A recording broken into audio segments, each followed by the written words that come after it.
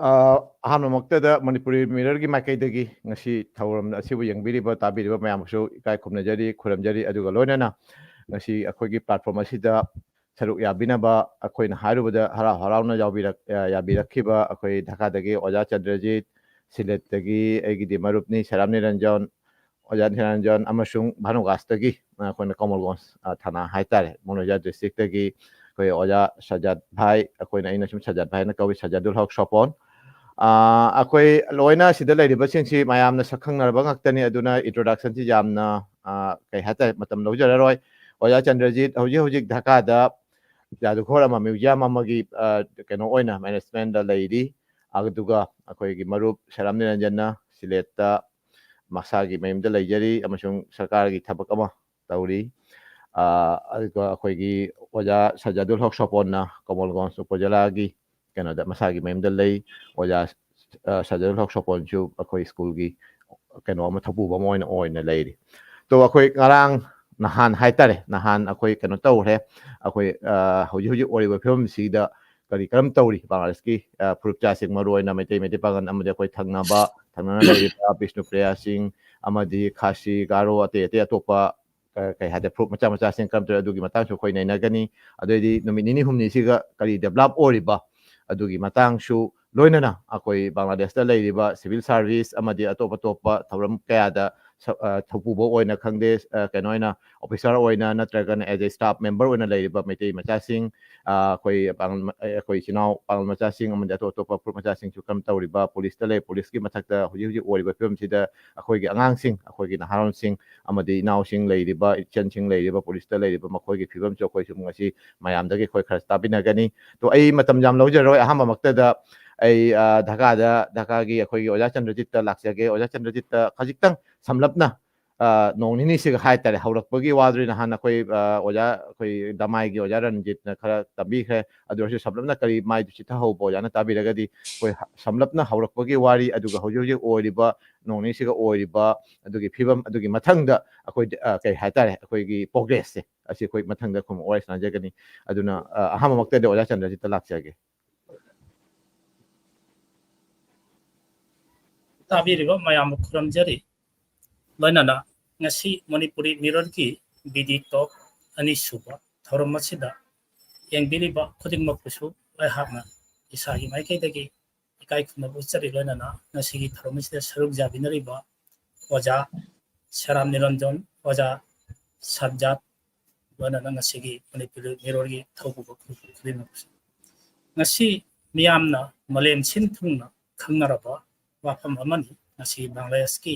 ꯊꯣꯛꯈꯤꯕ ꯊꯧꯗꯣꯛ ꯋꯥꯊꯣꯛ ꯑꯁꯤ ꯊꯧꯗꯣꯛ ꯑꯁꯤ ꯁꯨꯞꯅꯒꯤ ꯑꯩꯈꯣꯏ ꯄꯣꯂꯤꯇꯤꯀꯦꯜ ꯈꯛꯇ ꯅꯠꯇꯦ ꯍꯧꯈꯤꯕ ꯊꯧꯗꯣꯛ ꯋꯥꯊꯣꯛꯀꯤ ꯅꯍꯥꯟ ꯍꯧꯈꯤꯕ ꯕꯤꯗꯤ ꯇꯣꯛ 1ꯗꯒꯤ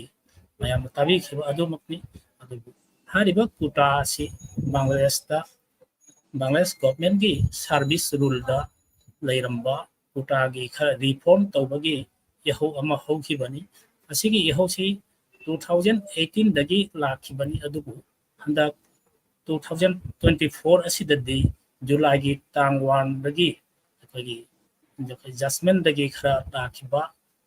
ꯖꯁꯃꯦꯟ ꯑꯗꯨ ꯔꯤꯐꯣꯔꯝ ꯇꯧꯕꯒꯤꯗꯃꯛꯇ ꯇꯧꯔꯛꯄꯗꯒꯤꯅꯤ ꯑꯗꯨ ꯖꯁꯃꯦꯟꯠꯀꯤ ꯔꯤꯐꯣꯔꯝ ꯑꯗꯨ ꯇꯧꯕ ꯀꯨꯇꯥꯒꯤ ꯔꯤꯐꯣꯔꯝ ꯑꯗꯨ ꯇꯧꯕꯒꯤ ꯍꯥꯏꯅ ꯇꯧꯔꯛꯄ ꯑꯁꯤꯗ ꯈꯔ ꯑꯇꯣꯞꯄ ꯑꯇꯩ ꯀꯌꯥ ꯉꯁꯤ ꯄꯥꯜꯂꯝꯕ ꯁꯔꯀꯥꯔ ꯑꯗꯨ ꯉꯁꯤ ꯂꯩꯈꯥ ꯇꯥꯅ ꯃꯈꯥ ꯀꯨꯝꯃꯦ ꯍꯥꯏꯔꯒ ꯑꯅꯧꯕ ꯏꯟꯇꯔꯤꯌꯝ ꯒꯣꯚꯔꯟꯃꯦꯟꯠ ꯑꯃ ꯐꯣꯔꯝ ꯇꯧꯗꯨꯅ ꯉꯔꯥꯡ ꯕꯪꯒ꯭ꯂꯥꯗꯦꯁꯀꯤ ꯏꯀꯥꯏ ꯈꯨꯝꯅꯅꯤꯡꯉꯥꯏ ꯑꯣꯏꯔꯕ ꯃꯍꯥꯃꯥꯟꯌ ꯔꯥꯁꯇ꯭ꯔꯄꯇꯤꯒꯤ ꯃꯐꯝꯗ ꯃꯍꯥꯛꯀꯤ ꯋꯥꯁꯛ ꯂꯧꯈ꯭ꯔꯦ ꯑꯁꯤꯒꯤ ꯃꯇꯨꯡꯗ ꯅꯍꯥꯟ ꯍꯥꯏꯕꯗꯤ ꯇꯥꯡ ꯑꯁꯤꯒꯤ ꯃꯥꯅ ꯑꯩꯅ ꯃꯊꯛꯅꯕꯗ ꯇꯥꯡ ꯑꯃꯗꯒꯤꯅ ꯉꯔꯥꯡ ꯅꯨꯃꯤꯠ ꯖꯨꯂꯥꯏꯒꯤ ꯇꯥꯡ ꯑꯃꯗꯒꯤꯅ ꯑꯥꯒꯁꯀꯤ ꯇꯥꯡ 5 ꯐꯥꯎꯕꯒꯤ ꯃꯅꯨꯡꯗ ꯃꯁꯤꯒꯤ ꯏꯍꯧ ꯑꯁꯤꯗ ꯊꯋꯥꯏꯅ ꯄꯣꯟꯊꯥ ꯑꯣꯏꯈ꯭ꯔꯕ ꯁꯥꯇ꯭ꯔ ꯃꯍꯩꯔꯣꯏ ꯑꯃꯗꯤ ꯃꯤꯆꯝ ꯄ꯭ꯔꯖꯥ ꯈꯨꯗꯤꯡꯃꯛꯀꯤ ꯃꯐꯝꯗ ꯊꯋꯥꯏꯅ ꯄꯣꯟꯊꯥ ꯑꯣꯏꯈ꯭ꯔꯕ ꯈꯨꯗꯤꯡꯃꯛꯀꯤ ꯃꯐꯝꯗ ꯑꯩꯈꯣꯏꯅ ꯉꯁꯤ ꯃꯅꯤꯄꯨꯔꯤ ꯃꯤꯔꯔꯒꯤ ꯃꯥꯏꯀꯩꯗꯒꯤ ꯑꯃꯁꯨꯡ ꯑꯩꯍꯥꯛꯀꯤ ꯃꯥꯏꯀꯩꯗꯒꯤ ꯑꯩꯈꯣꯏꯅ ꯏꯀꯥꯏ ꯈꯨꯝꯅꯕ ꯎꯠꯆꯔꯤ ꯑꯃꯁꯨꯡ ꯉꯁꯤ ꯑꯩꯈꯣꯏꯅ ꯁꯥꯇ꯭ꯔ ꯃꯍꯩꯔꯣꯏꯁꯤꯡꯅ ꯃꯈꯣꯏꯅ ꯃꯥꯏ ꯄꯥꯛꯂꯛꯈꯤꯕ ꯑꯁꯤꯕꯨ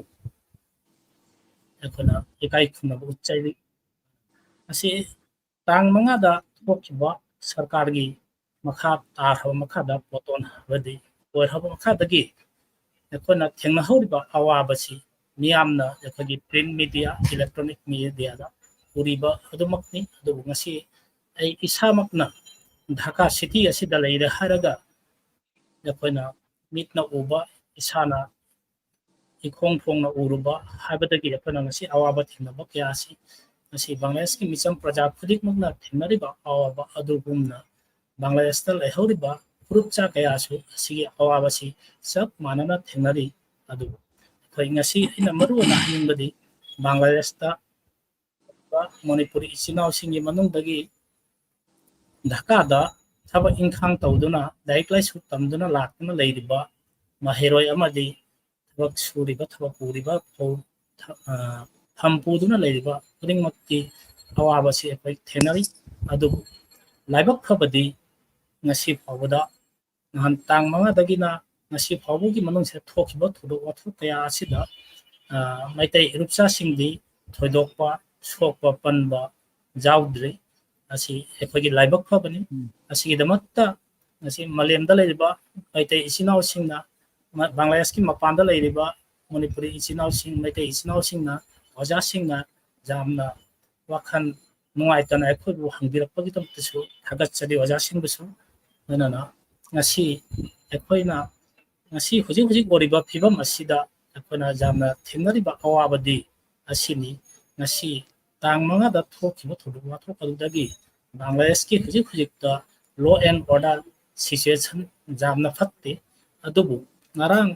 ꯃꯈꯣꯏꯒꯤ ꯑꯩꯈꯣꯏꯒꯤ ꯑꯟꯇꯔꯕꯔꯇꯤꯀꯥꯂꯤꯟ ꯁꯔꯀꯥꯔ ꯍꯥꯏꯕꯗꯤ ꯔꯤꯃꯦꯅꯦꯟ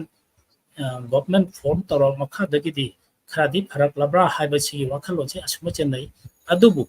ꯑꯗꯨꯃꯛ ꯑꯣꯏꯔꯒꯁꯨ ꯑꯁꯤꯗ ꯀꯔꯤꯒꯨꯝꯕ ꯔꯥꯏꯑꯣꯠꯁ ꯑꯃ ꯑꯣꯏꯔꯗꯤ ꯑꯗꯨꯒꯤ ꯈꯨꯗꯣꯡꯆꯥꯕ ꯂꯧꯕ ꯀꯥꯡꯂꯨꯞ ꯀꯌꯥ ꯑꯃ ꯂꯩ ꯑꯗꯨꯒꯨꯝꯕ ꯀꯥꯡꯂꯨꯞ ꯀꯌా ꯑꯗꯨꯅ ꯍꯧꯖꯤꯛꯁꯨ ꯅꯨꯃꯤꯗꯥꯡ ꯑꯍꯤꯡ ꯀꯌꯥꯗ ꯊꯦꯡꯉꯒ ꯃꯄꯥꯟ ꯏꯄꯥꯟ ꯊꯣꯛꯄꯗ ꯑꯩꯈꯣꯏꯒꯤ ꯃꯥꯏꯅꯣꯔꯤꯇꯤ ꯍꯥꯏꯗꯤ ꯃꯁꯤꯡ ꯂꯤꯛꯄ ꯐꯨꯔꯨꯞꯆꯥꯒꯤ ꯃꯐꯝꯗ ꯈꯪꯗꯦ ꯂꯥꯏꯅꯤꯡꯒꯤ ꯐꯨꯔꯨꯞꯆꯥ ꯃꯈꯣꯏꯒꯤ ꯃꯐꯝꯗ ꯈꯔ ꯂꯥꯛꯄ ꯃꯨꯟꯕ ꯆꯤꯡꯕ ꯍꯥꯏꯕꯁꯤ ꯑꯁꯨꯃꯛ ꯊꯣꯛꯏ ꯑꯗꯨꯕꯨ ꯉꯔꯥꯡꯃꯛꯇꯁꯨ ꯑꯩꯅ ꯂꯩꯔꯤꯕ ꯑꯦꯔꯤꯌꯥ ꯑꯁꯤ ꯑꯩꯈꯣꯏꯅ ꯊꯥꯅꯥ ꯑꯁꯤ ꯑꯦꯔꯤꯌꯥꯁꯤꯗꯁꯨ ꯖꯨꯝ 3ꯗ ꯑꯩꯈꯣꯏꯒꯤ ꯑꯍꯤꯡꯗ ꯂꯥꯛꯄ ꯆꯪꯉꯤ ꯍꯥꯏꯗꯨꯅ ꯑꯩꯈꯣꯏꯒꯤ ꯊꯪꯅꯔꯤꯕ ꯃꯨꯁꯂꯤꯝꯒꯤ ꯂꯥꯏꯁꯪꯗꯒꯤ ꯃꯥꯏꯀꯤꯡ ꯇꯧꯅ ꯂꯥꯎꯊꯣꯛꯂꯛꯏ ꯑꯗꯨꯗꯒꯤꯗꯤ ꯃꯌꯥꯝ ꯅꯍꯥꯔꯣꯟ ꯂꯩꯕ ꯂꯩꯀꯥꯏꯗ ꯂꯩꯕꯤꯅꯔꯤꯕ ꯃꯌꯥꯝꯁꯤ ꯊꯣꯛꯂꯛꯇꯨꯅ ꯃꯌꯥꯝ ꯑꯗꯨꯒꯤ ꯉꯥꯛ ꯁꯟꯕꯒꯤ ꯊꯧꯗꯥꯡ ꯑꯗꯨ ꯂꯧꯗꯨꯅ ꯑꯩꯈꯣꯏꯒꯤ ꯊꯦꯡꯅꯍꯧꯗꯦ ꯑꯗꯨꯕꯨ ꯑꯗꯨꯒꯤ ꯃꯈꯥꯗ ꯑꯩꯈꯣꯏꯅ ꯍꯧꯖꯤꯛ ꯕꯪꯒ꯭ꯂꯥꯗꯦꯁ ꯑꯥꯔꯃꯤ ꯁꯦꯅꯥꯕꯥꯍꯤꯅꯤꯅ ꯍꯧꯖꯤꯛ ꯃꯈꯣꯏꯒꯤ ꯇꯣꯍꯜ ꯃꯣꯏ ꯄꯦꯇ꯭ꯔꯣꯜ ꯄꯤꯔꯤ ꯑꯗꯨꯅ ꯑꯩꯈꯣꯏꯅ ꯐꯣꯟ ꯇꯧꯔꯕ ꯃꯇꯨꯡꯗ ꯑꯥꯔꯃꯤꯒꯤ ꯒꯥꯔꯤ ꯑꯃ ꯂꯥꯛꯇꯨꯅ ꯇꯣꯍꯜ ꯇꯧꯔꯝꯃꯒ ꯆꯠꯈꯤ ꯉꯁꯤ ꯑꯩꯅ ꯑꯃꯨꯛ ꯉꯁꯤꯗꯤ ꯑꯩꯈꯣꯏ ꯀꯨꯏꯅꯩ ꯑꯩꯁꯨ ꯑꯣꯐꯤꯁ ꯆꯠꯂꯨꯗꯕꯗꯒꯤ ꯉꯁꯤꯗꯣ ꯑꯩꯅ ꯉꯁꯤ ꯑꯩꯈꯣꯏ ꯑꯣꯐꯤꯁꯀꯤ ꯁꯤꯅꯤꯌꯔ ꯑꯣꯐꯤꯁꯥꯔꯁꯤꯡ ꯈꯔ ꯆꯠꯁꯤꯅ ꯆꯠꯂꯨꯔ ꯍꯜꯂꯛꯄꯗ ꯑꯩꯈꯣꯏꯅ ꯑꯩꯒꯤ ꯑꯣꯐꯤꯁꯀꯤ ꯑꯦꯔꯤꯌꯥꯗ ꯂꯩꯔꯤꯕ ꯍꯥꯏꯗꯤ ꯁꯦꯔꯦꯕꯥꯡꯒꯥ ꯅꯒꯔ ꯊꯥꯅꯥꯒꯤ ꯀꯝꯄꯥꯎꯟꯗ ꯇꯥꯕ ꯑꯥꯔꯃꯤꯒꯤ ꯀꯦꯝꯞꯇ ꯆꯠꯂꯤ ꯃꯣꯏꯒꯤ ꯀꯦꯝꯞ ꯏꯟꯆꯥꯔꯖ ꯑꯗꯨꯒ ꯎꯅꯒꯦ ꯍꯥꯏꯗꯨꯅ ꯃꯈꯣꯏꯅ ꯍꯥꯏꯔꯛꯏ ꯍꯧꯖꯤꯛ ꯀꯔꯤꯁꯨ ꯇꯧꯔꯔꯣꯏ ꯑꯗꯨꯅ ꯑꯩꯈꯣꯏ ꯂꯩ ꯑꯗꯨꯅ ꯅꯈꯣꯏ ꯀꯩꯝꯇ ꯆꯤꯡꯅꯒꯅꯨ ꯍꯥꯏꯕ ꯋꯥꯐꯝ ꯑꯁꯤꯁꯨ ꯍꯥꯏꯔꯛꯏ ꯑꯁꯤꯅꯤ ꯍꯧꯖꯤꯛꯀꯤ ꯐꯤꯕꯝ ꯊꯦꯡꯛ ꯌꯨ ꯊꯥꯒꯠꯆꯔꯤ ꯑꯣꯖꯥ ꯆꯟꯗ꯭ꯔꯖꯤꯠ ꯑꯩꯈꯣꯏ ꯃꯊꯪꯗ ꯑꯩꯈꯣꯏ ꯁꯤꯂꯦꯠꯀꯤ ꯐꯤꯕꯝ ꯍꯥꯏꯇꯥꯔꯦ ꯑꯩꯈꯣꯏ ꯁꯤꯂꯦꯠꯀꯤ ꯐꯤꯕꯝꯁꯤ ꯑꯗꯨꯒ ꯂꯣꯏꯅꯅ ꯈꯔꯅꯤ ꯁꯤꯗꯩꯁꯤꯗ ꯁꯤꯂꯦꯠ ꯑꯁꯤ ꯑꯅꯥ ꯊꯣꯛꯈꯤꯕ ꯄꯥꯎ ꯈꯔꯁꯨ ꯇꯥꯏ ꯇꯧꯕꯕꯨꯗꯤ ꯃꯩꯇꯩ ꯃꯆꯥ ꯅꯠꯇ꯭ꯔꯒꯅ ꯑꯇꯣꯞ ꯐꯨꯔꯨꯞ ꯃꯆꯥꯁꯤꯡꯅ ꯀꯌꯥ ꯁꯣꯛꯇꯦ ꯑꯗꯨ ꯑꯣꯏꯔꯒꯁꯨ ꯑꯩꯈꯣꯏ ꯃꯥꯏꯅꯣꯔꯤꯇꯤ ꯔꯤꯂꯤꯖꯤꯌꯁ ꯃꯥꯏꯅꯣꯔꯤꯇꯤ ꯍꯥꯏꯇꯥꯔꯦ ꯍꯤꯟꯗꯨꯒꯤ ꯀꯩꯅꯣꯗꯤ ꯈꯔ ꯁꯣꯛꯏ ꯍꯥꯏꯕꯗꯤ ꯇꯥꯏ ꯇꯧꯕꯗꯤ ꯑꯣꯜ ꯑꯣꯚꯔ ꯕꯪꯒ꯭ꯂꯥꯗꯦꯁꯀꯤ ꯄꯥꯟꯅꯔꯨꯔꯒꯗꯤ ꯁꯤꯂꯦꯠ ꯊꯣꯏꯗꯣꯛꯅ ꯍꯦꯟꯖꯟꯅ ꯀꯩꯅꯣ ꯇꯧꯈꯤꯕꯕꯨꯗꯤ ꯅꯠꯇꯦ ꯑꯗꯨ ꯑꯣꯏꯔꯒꯁꯨ ꯁꯤꯂꯦꯠꯀꯤ ꯄꯥꯎꯁꯤ ꯍꯛꯊꯦꯡꯅꯅ ꯑꯥꯗ ꯂꯩꯔꯤꯕ ꯑꯩꯈꯣꯏꯒꯤ ꯑꯣꯖꯥ ꯅꯤꯔꯟꯖꯟꯗꯒꯤ ꯈꯛꯇꯪ ꯇꯥꯕꯤꯅꯁꯤ ꯃꯌꯥꯝ ꯅꯤꯔꯟꯖꯟ Thank you. Ngasigi online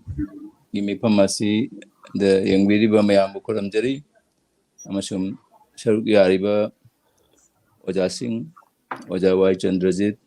amasum Oja Sajjalok Sopon, amasum moderator biriba Egimarub, Hamam promote. Handak December ki August ki tang mangada hasna sarkarna pam thadokhiba ga Bangladesh ki maham khudingda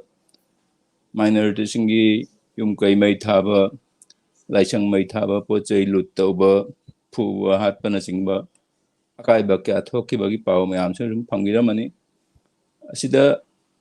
ꯑꯩꯈꯣꯏ ꯁꯤꯂꯦꯠ ꯁꯤꯇꯤ ꯃꯅꯨꯡꯗ ꯁꯨꯝ ꯊꯣꯛꯇꯕ ꯅꯠꯇꯦ ꯑꯗꯨ ꯌꯥꯝꯅ ꯆꯥꯎꯅ ꯌꯥꯝꯅ ꯀꯩꯅꯣ ꯇꯧꯕ ꯑꯗꯨꯒꯨꯝꯕ ꯀꯔꯤꯒꯨꯝꯕ ꯊꯣꯛꯄꯗꯤ ꯂꯩꯇꯦ ꯑꯗꯨ ꯁꯤꯂꯦꯠꯀꯤ ꯑꯩꯈꯣꯏ ꯗꯨꯀꯥꯟ ꯁꯣꯔꯨꯝꯒꯨꯝꯕ ꯑꯗꯨꯒꯨꯝꯕ ꯊꯨꯒꯥꯏꯕ ꯄꯣꯠ ꯆꯩ ꯂꯨꯠ ꯇꯧꯕ ꯑꯁꯤꯒꯨꯝꯕꯁꯤ ꯌꯥꯝ ꯊꯣꯛꯈꯤ ꯑꯗꯨ ꯌꯨꯝꯗ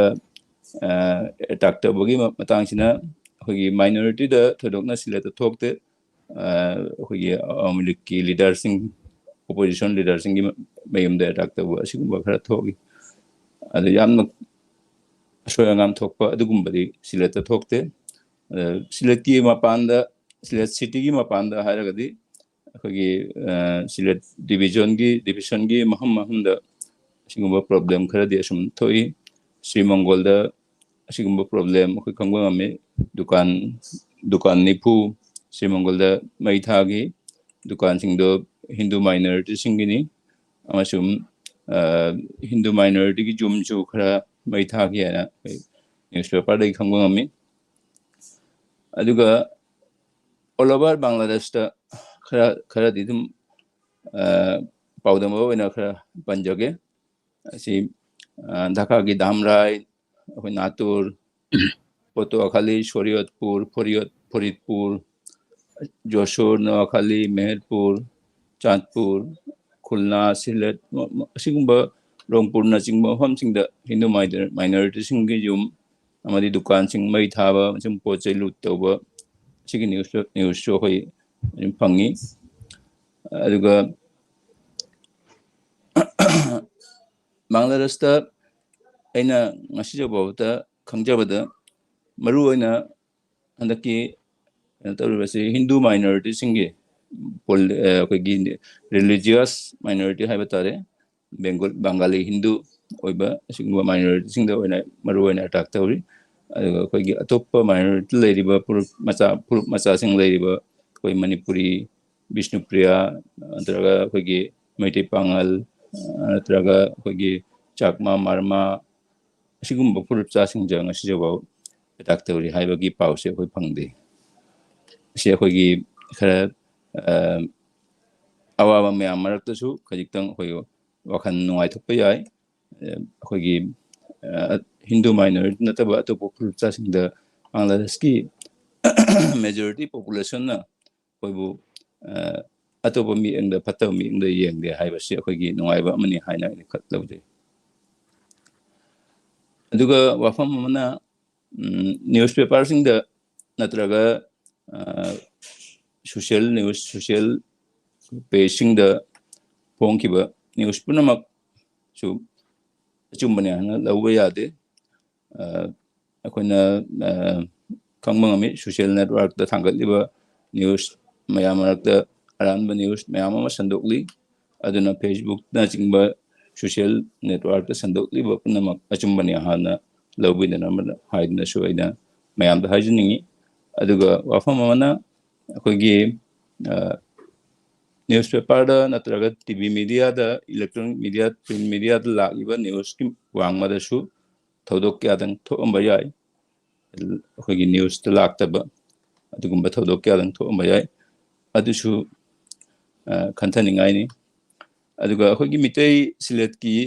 ꯃꯤꯇꯩ ꯈꯨꯡꯒꯪꯒꯤ ꯑꯣꯏꯅꯗꯤ ꯀꯔꯤꯒꯨꯝꯕ ꯑꯀꯥꯏꯕ ꯊꯣꯛꯈꯤꯗꯦ ꯉꯁꯤꯁꯨ ꯐꯥꯎꯕꯗ ꯑꯩꯈꯣꯏꯒꯤ ꯁꯤꯂꯦꯠꯇ ꯃꯤꯇꯩ ꯈꯨꯟ ꯄꯨꯝꯅꯃꯛꯇ ꯂꯩꯀꯥꯏ ꯄꯨꯝꯅꯃꯛꯇ ꯑꯩꯈꯣꯏ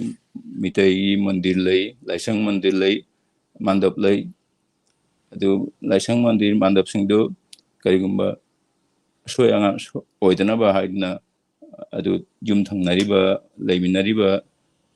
ꯃꯦꯖꯣꯔꯤꯇꯤ ꯃꯨꯁꯂꯤꯝꯁꯤꯡꯅ ꯃꯈꯣꯏꯅ ꯑꯩꯈꯣꯏꯗ ꯀꯔꯤꯝꯇ ꯀꯤꯗꯅꯕ ꯍꯥꯏꯗꯅ ꯑꯩꯈꯣꯏꯗ ꯄꯥꯎꯃꯜꯂꯤ ꯀꯔꯤꯃꯇ ꯀꯤꯔꯨꯅꯨ ꯑꯩꯈꯣꯏ ꯂꯩ ꯑꯩꯈꯣꯏꯅ ꯉꯥꯛꯀꯅꯤ ꯍꯥꯏꯅ ꯑꯗꯨꯒꯨꯝꯕ ꯀꯔꯤꯒꯨꯝꯕ ꯂꯩꯀꯥꯏꯗ ꯑꯩꯈꯣꯏꯒꯤ ꯄꯣꯂꯤꯇꯤꯀꯦꯜ ꯂꯤꯗꯔ ꯑꯗꯨꯒꯤ ꯑꯩꯈꯣꯏꯒꯤ ꯁꯣꯁꯤꯌꯦꯜ ꯋꯥꯔꯀꯔꯁꯤꯡꯅ ꯃꯨꯁꯂꯤꯝ ꯁꯣꯁꯤꯌꯦꯜ ꯋꯥꯔꯀꯔꯁꯤꯡꯅ ꯃꯅꯤꯄꯨꯔꯤꯁꯤꯡꯒꯤ ꯃꯥꯟꯗꯣꯞ ꯂꯥꯏꯁꯪ ꯁꯪꯕꯒꯤ ꯄꯥꯎꯁꯨ ꯑꯩꯈꯣꯏ ꯇꯥꯕ ꯐꯪꯉꯤ ꯑꯁꯤꯁꯨ ꯌꯥꯝꯅ ꯍꯔꯥꯎꯅꯤꯡꯉꯥꯏ ꯑꯣꯏꯕ ꯑꯃꯅꯤ Biskauda Bangladesh Hobbygonst Kunjada Kundadana Labor Hobbygonst district Kunjadana Labor Biskau Lamdamgi Manipuri Singha Mahamadugi Union Chairman Luchingduna Hugi Laisang Mandap Singh when Shangduna Lay Hana Dugi Pau Sohi Pangwami Panki si Mayamasi Awa Marak the Shoe Mayamasina Hoida Nungaiba Penba Oli Mayam Tagachel. Thank you, Jani Ranjan. Koi matang mayam dagi khajitang oraga shu khatien tekna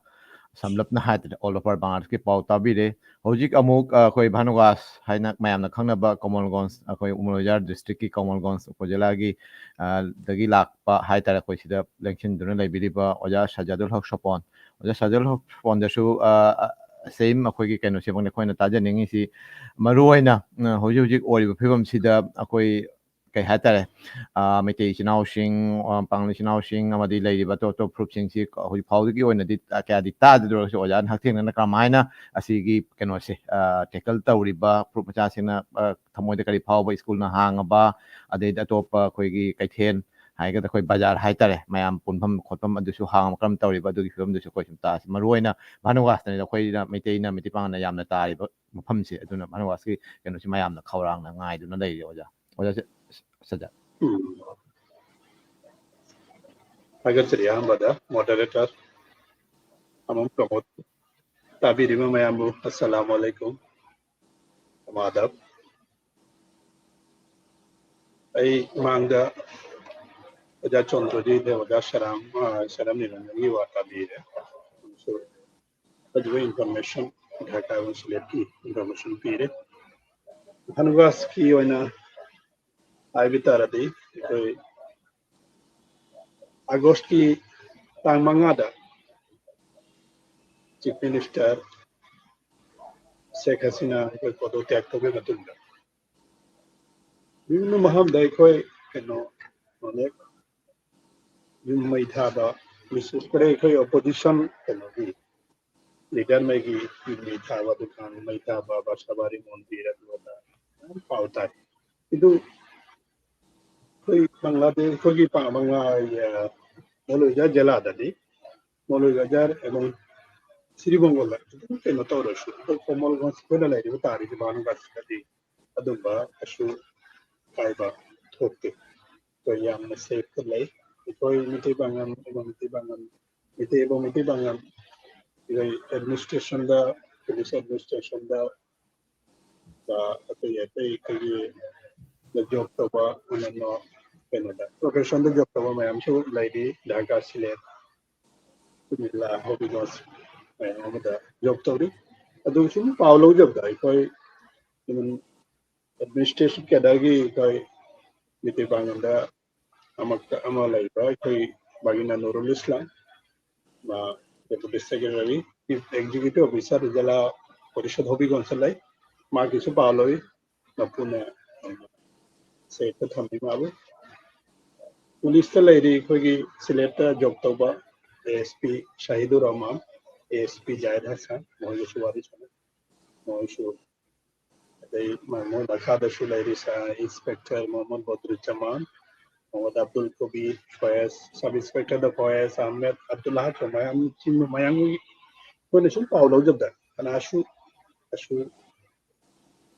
problem laite ana jum tade yam haraw de tabada ado ko Bangladesh ta ko banu asala isi de miti taba miti Bangladesh taba Bishnupuram taba esida adu na mondir mai taba yunda attack to badu si ko tabe am se telayan do ngarang koi keno interim government support lau ramina koi gi environment si koi gi keno sindi koi ba keno si arasu keno la TTM lakna hai basi safe o yaro safe ne ab si koi khande agar chali Thank you. Thakchari Oja Sajad. ꯃꯔꯨꯑꯣꯏꯅ ꯉꯁꯤ ꯑꯩꯈꯣꯏꯅ ꯃꯌꯥꯝ ꯐꯝꯃꯤꯟꯅꯔꯤꯁꯤ ꯑꯁꯤꯒꯨꯝꯕ ꯄꯥꯎꯁꯤ ꯇꯥꯖꯅꯤꯡꯕꯒꯤꯅꯤ ꯇꯁꯦꯡꯅ ꯍꯥꯏꯔꯒꯗꯤ ꯕꯪꯒ꯭ꯂꯥꯗꯦꯁꯇ ꯑꯣꯏꯔꯤꯕ ꯐꯤꯕꯝꯁꯤ ꯀꯩ ꯍꯥꯏꯇꯥꯔꯦ ꯑꯩꯈꯣꯏ ꯂꯣ ꯂꯩꯇꯕ ꯃꯌꯥꯝꯅꯅꯤꯀꯣ ꯑꯩ ꯍꯥꯏꯁꯦ ꯑꯩꯅ ꯍꯥꯏꯕ ꯅꯠꯇꯦꯀꯣ ꯑꯁꯨꯝ ꯃꯄꯥꯟꯒꯤ ꯃꯤꯠꯌꯦꯡꯗ ꯍꯥꯏꯇꯥꯔꯦ ꯑꯣꯖꯥ ꯍꯣꯏꯅ ꯕꯪꯒ꯭ꯂꯥꯗꯦꯁꯇ ꯂꯩꯕꯅꯤꯅ ꯈꯔ ꯍꯦꯟꯅ ꯈꯪꯉꯤꯗꯨꯅꯤ ꯑꯩꯈꯣꯏꯅ ꯃꯄꯥꯟꯗꯒꯤ ꯇꯥꯕꯗꯗꯤ ꯈꯔ ꯅꯨꯡꯅꯥꯡꯅꯤꯡꯉꯥꯏ ꯑꯣꯏꯕ ꯌꯥꯝꯅ ꯄꯥꯈꯠꯅꯤꯡꯉꯥꯏ ꯑꯣꯏꯕ ꯊꯃꯣꯏ ꯅꯨꯡꯉꯥꯏꯇꯕ ꯄꯥꯎ ꯃꯌꯥꯝ ꯑꯃ ꯇꯥꯏꯀꯣ ꯑꯗꯨꯅ ꯑꯩꯈꯣꯏꯁꯤ ꯈꯨꯗꯛꯇ ꯁꯤꯜꯂꯒ ꯉꯁꯤꯒꯤ ꯀꯩꯅꯣꯁꯤ ꯂꯥꯏꯚ ꯗꯤꯁꯀꯁꯟ ꯑꯁꯤ ꯇꯧꯖꯕꯅꯤ ꯇꯁꯦꯡꯅ ꯍꯥꯏꯔꯒꯗꯤ ꯑꯩꯈꯣꯏꯒꯤ ꯍꯧꯖꯤꯛ ꯑꯣꯏꯔꯛꯏꯕ ꯍꯥꯏꯇꯥꯔꯦ ꯃꯊꯪ ꯄ꯭ꯔꯣꯒ꯭ꯔꯦꯁ ꯆꯠꯊꯔꯛꯏꯕ ꯀꯩꯅꯣꯁꯤꯗ ꯑꯩꯈꯣꯏꯅ ꯈꯖꯤꯛꯇꯪ ꯄꯣꯖꯤꯇꯤꯕ ꯑꯣꯏꯅ ꯂꯧꯕ ꯇꯥꯔꯦ ꯑꯗꯨꯒ ꯇꯁꯦꯡꯅ ꯃꯅꯨꯡꯒꯤ ꯑꯣꯏꯕ ꯀꯩ ꯍꯥꯏꯇꯥꯔꯦ ꯌꯥꯝꯅ ꯀ꯭ꯔꯤꯇꯤꯀꯦꯜ ꯑꯦꯅꯥꯂꯥꯏꯁꯤꯁ ꯅꯠꯇ꯭ꯔꯒꯅ ꯀꯔꯤꯗꯒꯤ ꯀꯔꯤ ꯑꯣꯏꯔꯛꯄꯅꯣ ꯍꯥꯏꯕꯗꯨꯗꯤ ꯉꯁꯤꯒꯤ ꯁꯣꯔꯠ ꯗꯤꯁꯀꯁꯟ ꯑꯁꯤꯗ ꯊꯣꯏꯗꯣꯛꯅ ꯅꯩꯅꯕꯒꯤ ꯈꯨꯗꯣꯡꯆꯥꯕꯗꯨ ꯂꯩꯇꯦ ꯂꯩꯔꯣꯏ ꯑꯗꯨꯅ ꯑꯩꯈꯣꯏꯅ ꯇꯝꯖꯅꯤꯡꯕ ꯋꯥꯔꯤ ꯅꯠꯇ꯭ꯔꯒ ꯇꯝꯖꯅꯤꯡꯕ ꯅꯠꯇ꯭ꯔꯒꯅ ꯑꯩꯈꯣꯏꯅ ꯍꯥꯏꯖꯅꯤꯡꯕ ꯋꯥꯐꯝꯗꯤ ꯕꯪꯒ꯭ꯂꯥꯗꯦꯁꯇ ꯍꯧꯖꯤꯛ ꯑꯣꯏꯔꯛꯏꯕ ꯐꯤꯕꯝꯁꯤꯗꯩꯁꯤꯗ ꯂꯩꯔꯤꯕ ꯃꯤꯇꯩꯒꯨꯝꯕ ꯑꯩꯈꯣꯏ ꯀꯩꯅꯣꯒꯨꯝꯕ ꯑꯩꯈꯣꯏ ꯀꯩ ꯍꯥꯏꯇꯥꯔꯦ ꯑꯇꯣꯞꯄ ꯐꯨꯔꯨꯞ ꯃꯆꯥꯁꯤꯡꯁꯦ ꯅꯣꯡꯃꯒꯤ ꯁꯨꯝ ꯈꯔ ꯍꯦꯟꯅ ꯋꯥꯈꯜ ꯄꯤꯛꯊꯔꯛꯄ ꯅꯠꯇ꯭ꯔꯒ ꯅꯨꯡꯉꯥꯏꯇꯕꯒꯤ ꯀꯩꯅꯣꯁꯤ ꯁꯨꯝ ꯃꯃꯤ ꯇꯥꯕ ꯑꯃꯔꯣꯝꯗꯅ ꯈꯔ ꯄꯣꯖꯤꯇꯤꯕ ꯁꯥꯏꯟ ꯑꯃꯗꯅ ꯉꯁꯥꯏ ꯆꯟꯗ꯭ꯔꯖꯤꯇꯥ ꯑꯗꯩꯗꯤ ꯑꯣꯖꯥ ꯅꯤꯔꯟꯖꯟꯅꯁꯨ ꯍꯥꯏꯈꯤꯗꯨꯅꯤ ꯑꯩꯈꯣꯏ ꯃꯐꯝꯗ ꯀꯩ ꯍꯥꯏꯇꯥꯔꯦ ꯃꯦꯟ ꯏꯁꯇ꯭ꯔꯤꯝ ꯕꯦꯡꯒꯣꯂꯤ ꯃꯨꯁꯂꯤꯝ ꯍꯥꯏꯒꯗ꯭ꯔꯥ ꯃꯈꯣꯏꯒꯤ ꯀꯩ ꯍꯥꯏꯇꯥꯔꯦ ꯃꯇꯦꯡ ꯄꯥꯡꯕ ꯃꯈꯣꯏꯅ ꯍꯥꯔꯣꯟꯁꯤꯡ ꯁꯥꯇ꯭ꯔ ꯃꯆꯥꯁꯤꯡꯅ ꯂꯥꯛꯑꯒ ꯀꯩꯅꯣ ꯇꯧꯅ ꯄꯨꯂꯤꯁ ꯂꯩꯇ꯭ꯔꯒꯁꯨ ꯅꯠꯇ꯭ꯔꯒꯅ ꯑꯥꯔꯃꯤ ꯂꯥꯛꯇ꯭ꯔꯒꯁꯨ ꯃꯐꯝꯗ ꯂꯩꯔꯤꯕ ꯃꯌꯥꯝꯗꯨꯒꯤ ꯊꯣꯛꯑꯒ ꯈꯨꯟ ꯉꯥꯛꯄ ꯃꯅꯤꯄꯨꯔꯗꯅ ꯑꯩꯈꯣꯏ ꯈꯨꯟ ꯉꯥꯛꯄ ꯈꯨꯟ ꯉꯥꯛꯄꯗꯧꯅ ꯑꯩꯈꯣꯏ ꯃꯥꯏ ꯂꯩꯀꯥꯏ ꯃꯥꯏ ꯇꯦꯝꯄꯜ ꯅꯠꯇ꯭ꯔꯒꯅ ꯀꯩꯔꯣꯜ ꯂꯩꯀꯥꯏ ꯉꯥꯛꯄꯒꯤ ꯐꯖꯔꯕ ꯀꯩꯅꯣ ꯈꯔꯁꯨ ꯎꯏ ꯇꯣ ꯑꯗꯨ ꯍꯧꯖꯤꯛ ꯆꯟꯗ꯭ꯔꯖꯤꯇꯥꯗ ꯑꯃꯨꯛ ꯂꯥꯛꯆꯒꯦ ꯑꯩꯈꯣꯏ ꯑꯣꯖꯥ ꯆꯟꯗ꯭ꯔꯖꯤꯠ ढाकाꯗꯒꯤ ꯉꯁꯤꯒꯤ ꯄ꯭ꯔꯣꯒ꯭ꯔꯦꯁ ꯍꯥꯏꯇꯥꯔꯦ ꯉꯁꯤꯒꯤ ꯄ꯭ꯔꯣꯒ꯭ꯔꯦꯁꯁꯤꯒ ꯁꯨꯝ ꯑꯩꯈꯣꯏꯅ ꯎꯔꯤꯁꯤ ꯈꯔ ꯀꯩ ꯍꯥꯏꯇꯥꯔꯦ ꯈꯔ ꯐꯕ ꯀꯩꯅꯣꯗꯤ ꯑꯣꯏ ꯈꯔ ꯄꯨꯛꯅꯤꯡ ꯆꯅꯤꯡ ꯇꯥꯕ ꯍꯥꯏꯒꯗ꯭ꯔꯥ ꯈꯔ ꯅꯨꯡꯉꯥꯏꯕ ꯄꯥꯎ ꯈꯔꯗꯤ ꯂꯥꯛꯏ ꯑꯗꯨ ꯑꯣꯏꯔꯒꯁꯨ ꯑꯣꯖꯥꯅ ꯈꯔ ढाकाꯗ ꯂꯩꯕꯅ ꯃꯃꯥꯡꯉꯩꯗ ꯍꯥꯏꯗꯕ ꯅꯨꯃꯤꯠ 5ꯅꯤ ꯃꯃꯥꯡꯗ 4ꯅꯤ ꯃꯃꯥꯡꯗ ꯖꯁ ꯑꯩꯈꯣꯏꯒꯤ ꯐꯣꯜ ꯗꯥꯎꯟ ꯑꯣꯏꯕꯒꯤ ꯃꯈꯥꯗ ढाकाꯒꯤ ꯁꯤꯆꯨꯋꯦꯁꯟꯁꯦ ꯄꯨꯡ ꯀꯌꯥꯗ ꯑꯣꯖꯥ ꯆꯟꯗ꯭ꯔꯖꯤꯠꯅ ꯉꯁꯤ ꯄꯥꯜꯂꯤꯕ ꯁꯔꯀꯥꯔꯁꯤꯒꯤ ꯀꯩꯅꯣ ꯑꯣꯏꯕꯁꯤ ꯑꯩꯈꯣꯏ ꯐꯣꯜ ꯗꯥꯎꯟ ꯑꯣꯏꯔꯦ ꯁꯤꯒꯤ ꯄꯥꯎꯁꯤ ꯀꯃꯥꯏꯅ ꯇꯥꯈꯤ ꯑꯗꯨꯒꯤ ꯃꯇꯨꯡꯗ ꯑꯣꯖꯥꯅ ꯃꯇꯝꯗꯨꯒ ꯑꯣꯐꯤꯁꯇ ꯂꯩꯔꯝꯕ꯭ꯔꯥ ꯑꯣꯐꯤꯁꯇ ꯂꯩꯔꯝꯃꯒꯅ ꯀꯃꯥꯏꯅ ꯌꯨꯝꯗ ꯍꯜꯂꯛꯈꯤ ꯂꯩꯔꯝꯗ꯭ꯔꯒꯅ ꯊꯣꯛꯅꯒ ꯌꯦꯡꯉꯕ꯭ꯔꯥ ꯑꯗꯨꯒꯤ ꯀꯩꯅꯣ ꯁꯝꯂꯞꯄ ढाकाꯒꯤ ꯀꯩꯅꯣꯁꯦ ꯅꯍꯥꯟ ꯑꯩꯈꯣꯏ ꯋꯥꯔꯤ ꯁꯥꯟꯅꯕꯗ ꯁꯤꯒꯤ ꯀꯩꯅꯣ ꯇꯧꯕꯗ ढाकाꯗ ꯑꯣꯖꯥ ꯏꯁꯥꯃꯛ ꯂꯩꯕꯅꯤ나 ढाकाꯒꯤ ꯄꯥꯎꯁꯦ ꯈꯖꯤꯛꯇꯪ ꯁꯝꯂꯞꯅ ꯌꯥꯝꯅ ꯀꯩꯅꯣ ꯑꯣꯏꯕ ꯅꯠꯇꯕ ꯀꯩ ꯍꯥꯏꯇꯥꯔꯦ ꯌꯥꯝ ꯂꯩꯗꯅ ꯌꯥꯝꯅ ꯍꯛꯊꯦꯡꯅꯅ ꯌꯥꯝꯅ ꯀꯨꯞꯅ ꯅꯩꯅꯗ꯭ꯔꯒꯁꯨ ꯁꯨꯝ ꯆꯥꯎꯔꯥꯛꯅ ꯀꯃꯥꯏꯅ ꯀꯔꯤ ꯇꯧꯏ ꯍꯥꯏꯕꯗꯣ ꯑꯗꯨꯒꯤ ꯁꯝꯂꯞꯄ ꯋꯥꯍꯩ ꯑꯃꯇꯪ ꯇꯥꯕꯤꯁꯤ ꯊꯥꯒꯠꯆꯔꯤ ꯑꯣꯖꯥ ꯄ꯭ꯔꯃꯣꯗꯄꯨ ꯑꯣꯖꯥ ꯄ꯭ꯔꯃꯣꯗꯅ ꯊꯥꯡꯒꯠꯄꯤꯔꯤꯕ ꯋꯥꯐꯝ ꯑꯁꯤꯃꯛꯅ ꯍꯟꯗꯛꯀꯤ ꯊꯧꯗꯣꯛ ꯑꯁꯤ ꯃꯤꯆꯝ ꯄ꯭ꯔꯖꯥ ꯃꯤꯌꯥꯝꯒꯤ ꯃꯐꯝꯗ ꯄꯨꯛꯅꯤꯡ ꯊꯧꯒꯠꯄ ꯑꯃꯁꯨꯡ ꯃꯤꯄꯥꯏꯅꯕ ꯑꯃ ꯑꯣꯏꯈꯤ ꯑꯗꯨꯕꯨ ꯇꯥꯡ ꯑꯃꯗꯒꯤ ꯍꯧꯔꯛꯅ ꯇꯥꯡ ꯍꯥꯏꯔꯤꯁꯦ ꯑꯥꯒꯁꯀꯤ ꯇꯥꯡ ꯑꯁꯤꯗꯒꯤꯅꯤ ꯃꯈꯣꯏꯒꯤ ꯕꯥꯡꯂꯥ ꯕ꯭ꯂꯣꯀꯦꯠ ꯑꯃꯁꯨꯡ ꯀꯝꯄ꯭ꯂꯤꯠ ꯁꯠꯗꯥꯎꯟ ꯑꯁꯤꯃꯥꯏꯅ ꯃꯊꯪ ꯂꯥꯛꯄꯗꯒꯤ ꯑꯩꯈꯣꯏꯒꯤ ꯀꯩꯅꯣ ꯑꯣꯏꯔꯦ ꯀꯔꯤ ꯍꯥꯏꯔꯦ ꯃꯈꯣꯏꯅ ꯇꯥꯡ 4ꯗ ꯀꯧꯔꯦ ꯃꯌꯥꯝ ꯂꯣꯏꯅ ꯄꯨꯟꯕꯒꯤ ꯍꯥꯏꯅ ꯁꯤ ꯄꯨꯜꯂ ꯃꯈꯥꯗꯁꯨ ꯃꯤꯍꯥꯠ ꯃꯤꯅꯩ ꯀꯌꯥ ꯊꯣꯛꯂꯛꯄꯗꯒꯤ ꯇꯥꯡ 5ꯗ ꯃꯈꯣꯏꯅ ꯑꯃꯨꯛ ꯀꯧꯔꯦ ढाका ꯀꯩꯅꯣꯒꯤ ꯂꯣꯡ ꯃꯥꯔꯆ ढाका ꯍꯥꯏꯅ ꯑꯁꯤ ꯀꯧꯔꯛꯄ ꯑꯁꯤꯗꯒꯤꯗꯤ ꯃꯈꯣꯏꯒꯤ ꯁꯤꯆꯨꯋꯦꯁꯟ ꯌꯥꯝꯅ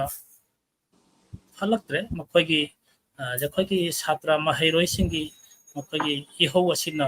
ꯈꯣꯡꯖꯪꯁꯤ ꯃꯥꯡ ꯆꯤꯡꯁꯤꯜꯂꯛꯄ ꯑꯣꯏꯔꯛꯄꯗꯒꯤ ꯑꯩꯈꯣꯏ ꯂꯝꯁꯤꯗ ꯂꯩꯔꯤꯕ ꯗꯤꯐꯦꯟꯁꯀꯤ ꯑꯩꯈꯣꯏꯅ ꯁशस्त्र ꯕꯥꯍꯤꯅꯤ ꯍꯥꯏꯔꯤꯕ ꯃꯈꯣꯏꯁꯤꯅ ꯌꯥꯝ ꯀꯟꯅ ꯄ꯭ꯔꯥꯏꯝ ꯃꯤꯅꯤꯁꯇꯔꯒꯤ ꯑꯣꯐꯤꯁꯇ ꯃꯤꯇꯤꯡ ꯇꯧꯔꯤ ꯑꯗꯨꯗꯒꯤꯗꯤ ꯃꯈꯣꯏꯒꯤ ꯑꯩꯈꯣꯏ ꯄꯨꯂꯤꯁꯀꯤ ꯍꯦꯠ ꯑꯣꯏꯔꯤꯕ ꯔꯦꯞꯀꯤ ꯍꯦꯠ ꯑꯣꯏꯔꯤꯕ ꯈꯨꯗꯤꯡꯃꯛꯁꯤ ꯀꯧꯔꯤ ꯍꯥꯏꯕꯁꯤ ꯃꯌꯥꯝꯁꯤꯅ ꯈꯪꯅꯩ ꯑꯗꯣ ꯑꯩꯒꯤꯗꯤ ꯉꯁꯥꯏꯒꯤ ꯒꯣꯚꯔꯟꯃꯦꯟꯠꯅ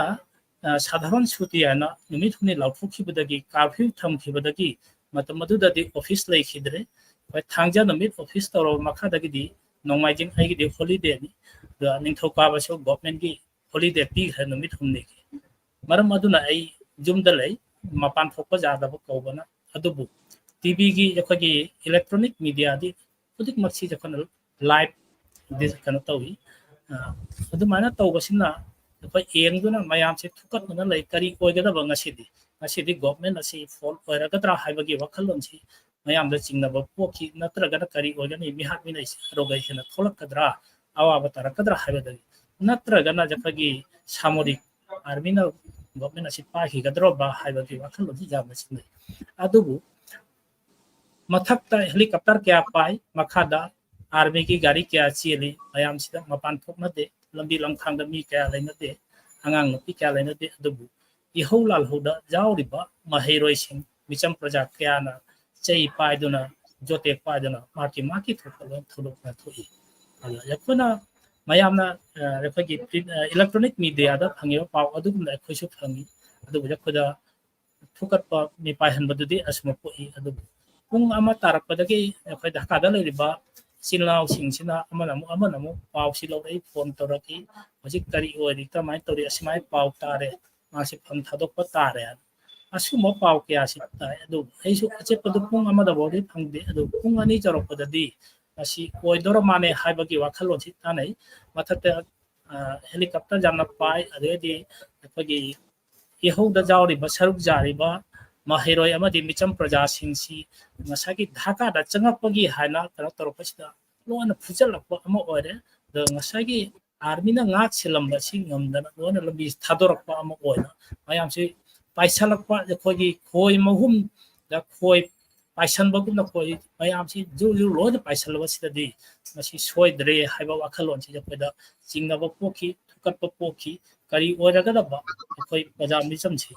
असिकी वाखल से कोई जामना चिंगब सी जाम पोके दो मेको खरगी मखाददि आर्मी चीफ ना हायरे मतम खरगी मंगना आर्मी चीफ जपई स्पीच नेशनल कनोमा कनगी जाति उद्देश्य हादि विषम प्रजागी मफमदा माकी स्पीच पीरनी मतम अदुमती गायु हाइबा वाहेसी अखोगी टीवी हेडलाइन दा जाम तोइन पिरि अदुगदि अखोय खंबा ngame थोदोक सि सोदना थोए ओइरे अदु हाइदोक कदबत गाइरे पुंग अहुम हाइरमे पुंग अहुम दai अहुम मखा अदुमाइना हाइरागा मखादा आर्मी चीफ ना अखोगी लालहो इहो सिदा जावरिबा लीडर सिंह छात्र सिंह मोगी coordinator तौरिबा वजाना चिंबा मथिन political leader social worker अखोई कौरगा वारी सानरागा मखाददि लाउथरप मतम मसिददि मयाम से करिनो तौरिबा से हाबगी वाखलोन से सुन पोक्तुना मिपाइ नहनखि दुगगिदि तखगी अवाबा महेरोय सिना चंगा हादा प्राइम मिनिस्टर ना लेरमिबा माकी जुम आदि जपना गनो भवन हाइ माकी रेसिडेंस अमदि प्राइम मिनिस्टर की ऑफिस आदि बांग्लादेश की जखै गवर्नमेंट की ऑफिस के आदा चंगदुना थुगाइबा देदि तखै लाकपा मुनबा सि हौरखै आदिगैदि अखोगी बांग्लादेश तलाइबा मोगी पॉलिटिकल की आवाम लीग पॉलिटिकल ऑफिस क्या मई थाबा हरखी असुमना हौबसी अखोय जामना अवाबा म ओइखि अदुना जखोयसु चिंगदबा ngamखिदे करि रकदबगे हाबना अदुना खै बांग्लादेश तलाइबा ढाका दलाइबा मणिपुरी चिनाव सिंह ओजा सिंह सिदा फना फोन फौनै तना कथा दे लैरि सेक्शन लैरि मपान थुपिगन हाबा वाहि लोन यासने फना ढाका दलाइबिसि अखोय फैमिली निफु मुक लै अदा मयाम पुल्लगना ni chani ki maya na ta lei aduna otno ka phona bagam smai mai area da lei ba senior si ga ka pau phona duna pau phona ki duga awa ta pada amaga pau phona duna lei si hai duna ka ina da adu matam duga hoi ki law and order hoi police ki thana khudik makta chang na mai tha ba horakle aina lei lo office su het thana serabanga nagor thana ga thangna bani adu serabanga nagor gi thana da moi attack tawre haire ja pai office ta lei ba security guard singna koi section lu hai basi smai tawi ai su khagi office ki secretary puriba ko member secretary of the madam sida ina phone tawi simai tawre hujik ka main taw sigan nang chakhido nang thokhino nang chakpa jade haiba wahi kaya sina mokhana khurpi aduna koi thok tre isu khagi atopa founder trustee lai sing sina smare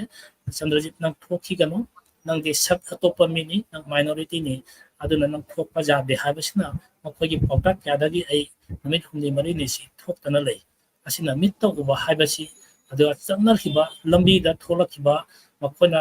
लानगम फिरान पाइरगा अदुगी इहोदा सरुक जारबा मखोगी support तो बकांगलुक पया असिना मखोगी खोलाव कयागा लदना थोलपसि अकी बगी बसतनि मयामदुना थोलपसि दा चै थांग pen पाइरा थोलखिबासि जुजुंगनगानि अदुबु मसिदि government form तौरबा मखाददि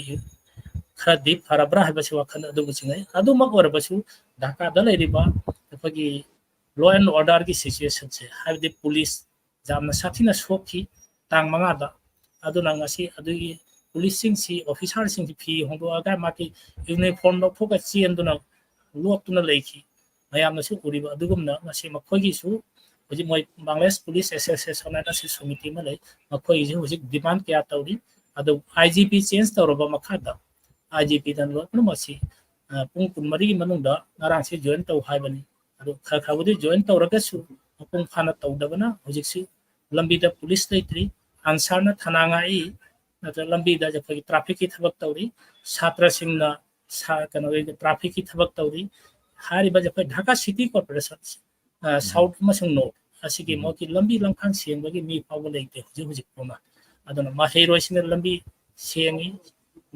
ꯑꯃꯣꯠ ꯑꯀꯥꯏ ꯁꯦꯡꯗꯣꯛꯏ ꯍꯧꯖꯤꯛꯁꯨ ꯑꯩꯈꯣꯏꯒꯤ ꯇ꯭ꯔꯥꯐꯤꯛꯀꯤ ꯊꯕꯛꯁꯨ ꯍꯧꯖꯤꯛꯁꯨ ꯃꯍꯩꯔꯣꯏꯁꯤꯡꯅ ꯍꯧꯖꯤꯛꯇ ꯊꯕꯛꯇꯨ ꯄꯨꯗꯨꯅ ꯂꯩꯔꯤ ꯃꯈꯣꯏꯅ ꯄꯥꯡꯉꯤ ꯃꯇꯝ ꯈꯔꯗꯒꯤ ꯑꯣꯏꯅ ꯑꯗꯨꯕꯨ ꯍꯧꯖꯤꯛ ꯐꯥꯎꯗ ꯁꯤꯇꯤ ꯀꯣꯔꯄꯣꯔꯦꯁꯟꯒꯤ ꯐꯥꯎꯕꯅ ꯍꯧꯖꯤꯛ ꯂꯥꯛꯇꯦ ꯑꯁꯤ ꯁꯤꯆꯨꯋꯦꯁꯟ ꯑꯁꯤꯅ ꯐꯠꯇ꯭ꯔꯤ ꯐꯥꯎꯗꯗꯤ ꯑꯩꯈꯣꯏꯗꯁꯨ ꯇꯨꯖꯨꯡꯕꯁꯤ ꯑꯁꯨꯝꯕ ꯂꯩ ꯑꯗꯣ ꯀꯔꯝꯕ ꯃꯇꯝꯗ ꯇꯪꯗꯨ ꯂꯩꯇꯥꯅ ꯃꯤꯆꯝ ꯄ꯭ꯔꯖꯥꯁꯤ ꯂꯩꯒꯗꯒꯦ ꯍꯥꯏꯕꯒꯤ ꯆꯤꯡꯅꯕꯁꯤꯗꯤ ꯑꯁꯨꯃꯛ ꯂꯩ ꯑꯁꯤꯅꯤꯀꯣ Okay, ꯊꯥꯒꯠꯆꯔꯤ ꯑꯣꯖꯥ ꯆꯟꯗ꯭ꯔꯖꯤꯠ ꯇꯁꯦꯡꯅ ꯍꯥꯏꯔꯕꯗ ꯍꯣꯏ ꯃꯄꯥꯟꯗꯒꯤ ꯌꯦꯡꯉꯛꯄ ꯃꯤꯠꯌꯦꯡ ꯑꯩꯈꯣꯏꯅ ꯁꯨꯝ ꯇꯤꯚꯤꯒꯤ ꯀꯩ ꯍꯥꯏꯇꯥꯔꯦ ꯅ꯭ꯌꯨꯁ ꯄ꯭ꯔꯤꯟꯠ ꯃꯤꯗꯤꯌꯥ ꯑꯃꯗꯤ ꯀꯩꯅꯣ ꯃꯤꯗꯤꯌꯥ ꯏꯂꯦꯛꯇ꯭ꯔꯣꯅꯤꯛ ꯃꯤꯗꯤꯌꯥ ꯑꯃꯗꯤ ꯁꯣꯁꯤꯌꯦꯜ ꯃꯤꯗꯤꯌꯥꯗ ꯊꯦꯡꯅꯔꯛꯈꯤꯕ ꯀꯩꯅꯣꯁꯤꯡꯗꯨ ꯌꯥꯝꯅ ꯑꯀꯤ ꯇꯨꯖꯨꯡꯅꯤꯡꯉꯥꯏ ꯑꯣꯏꯕ ꯌꯥꯝꯅ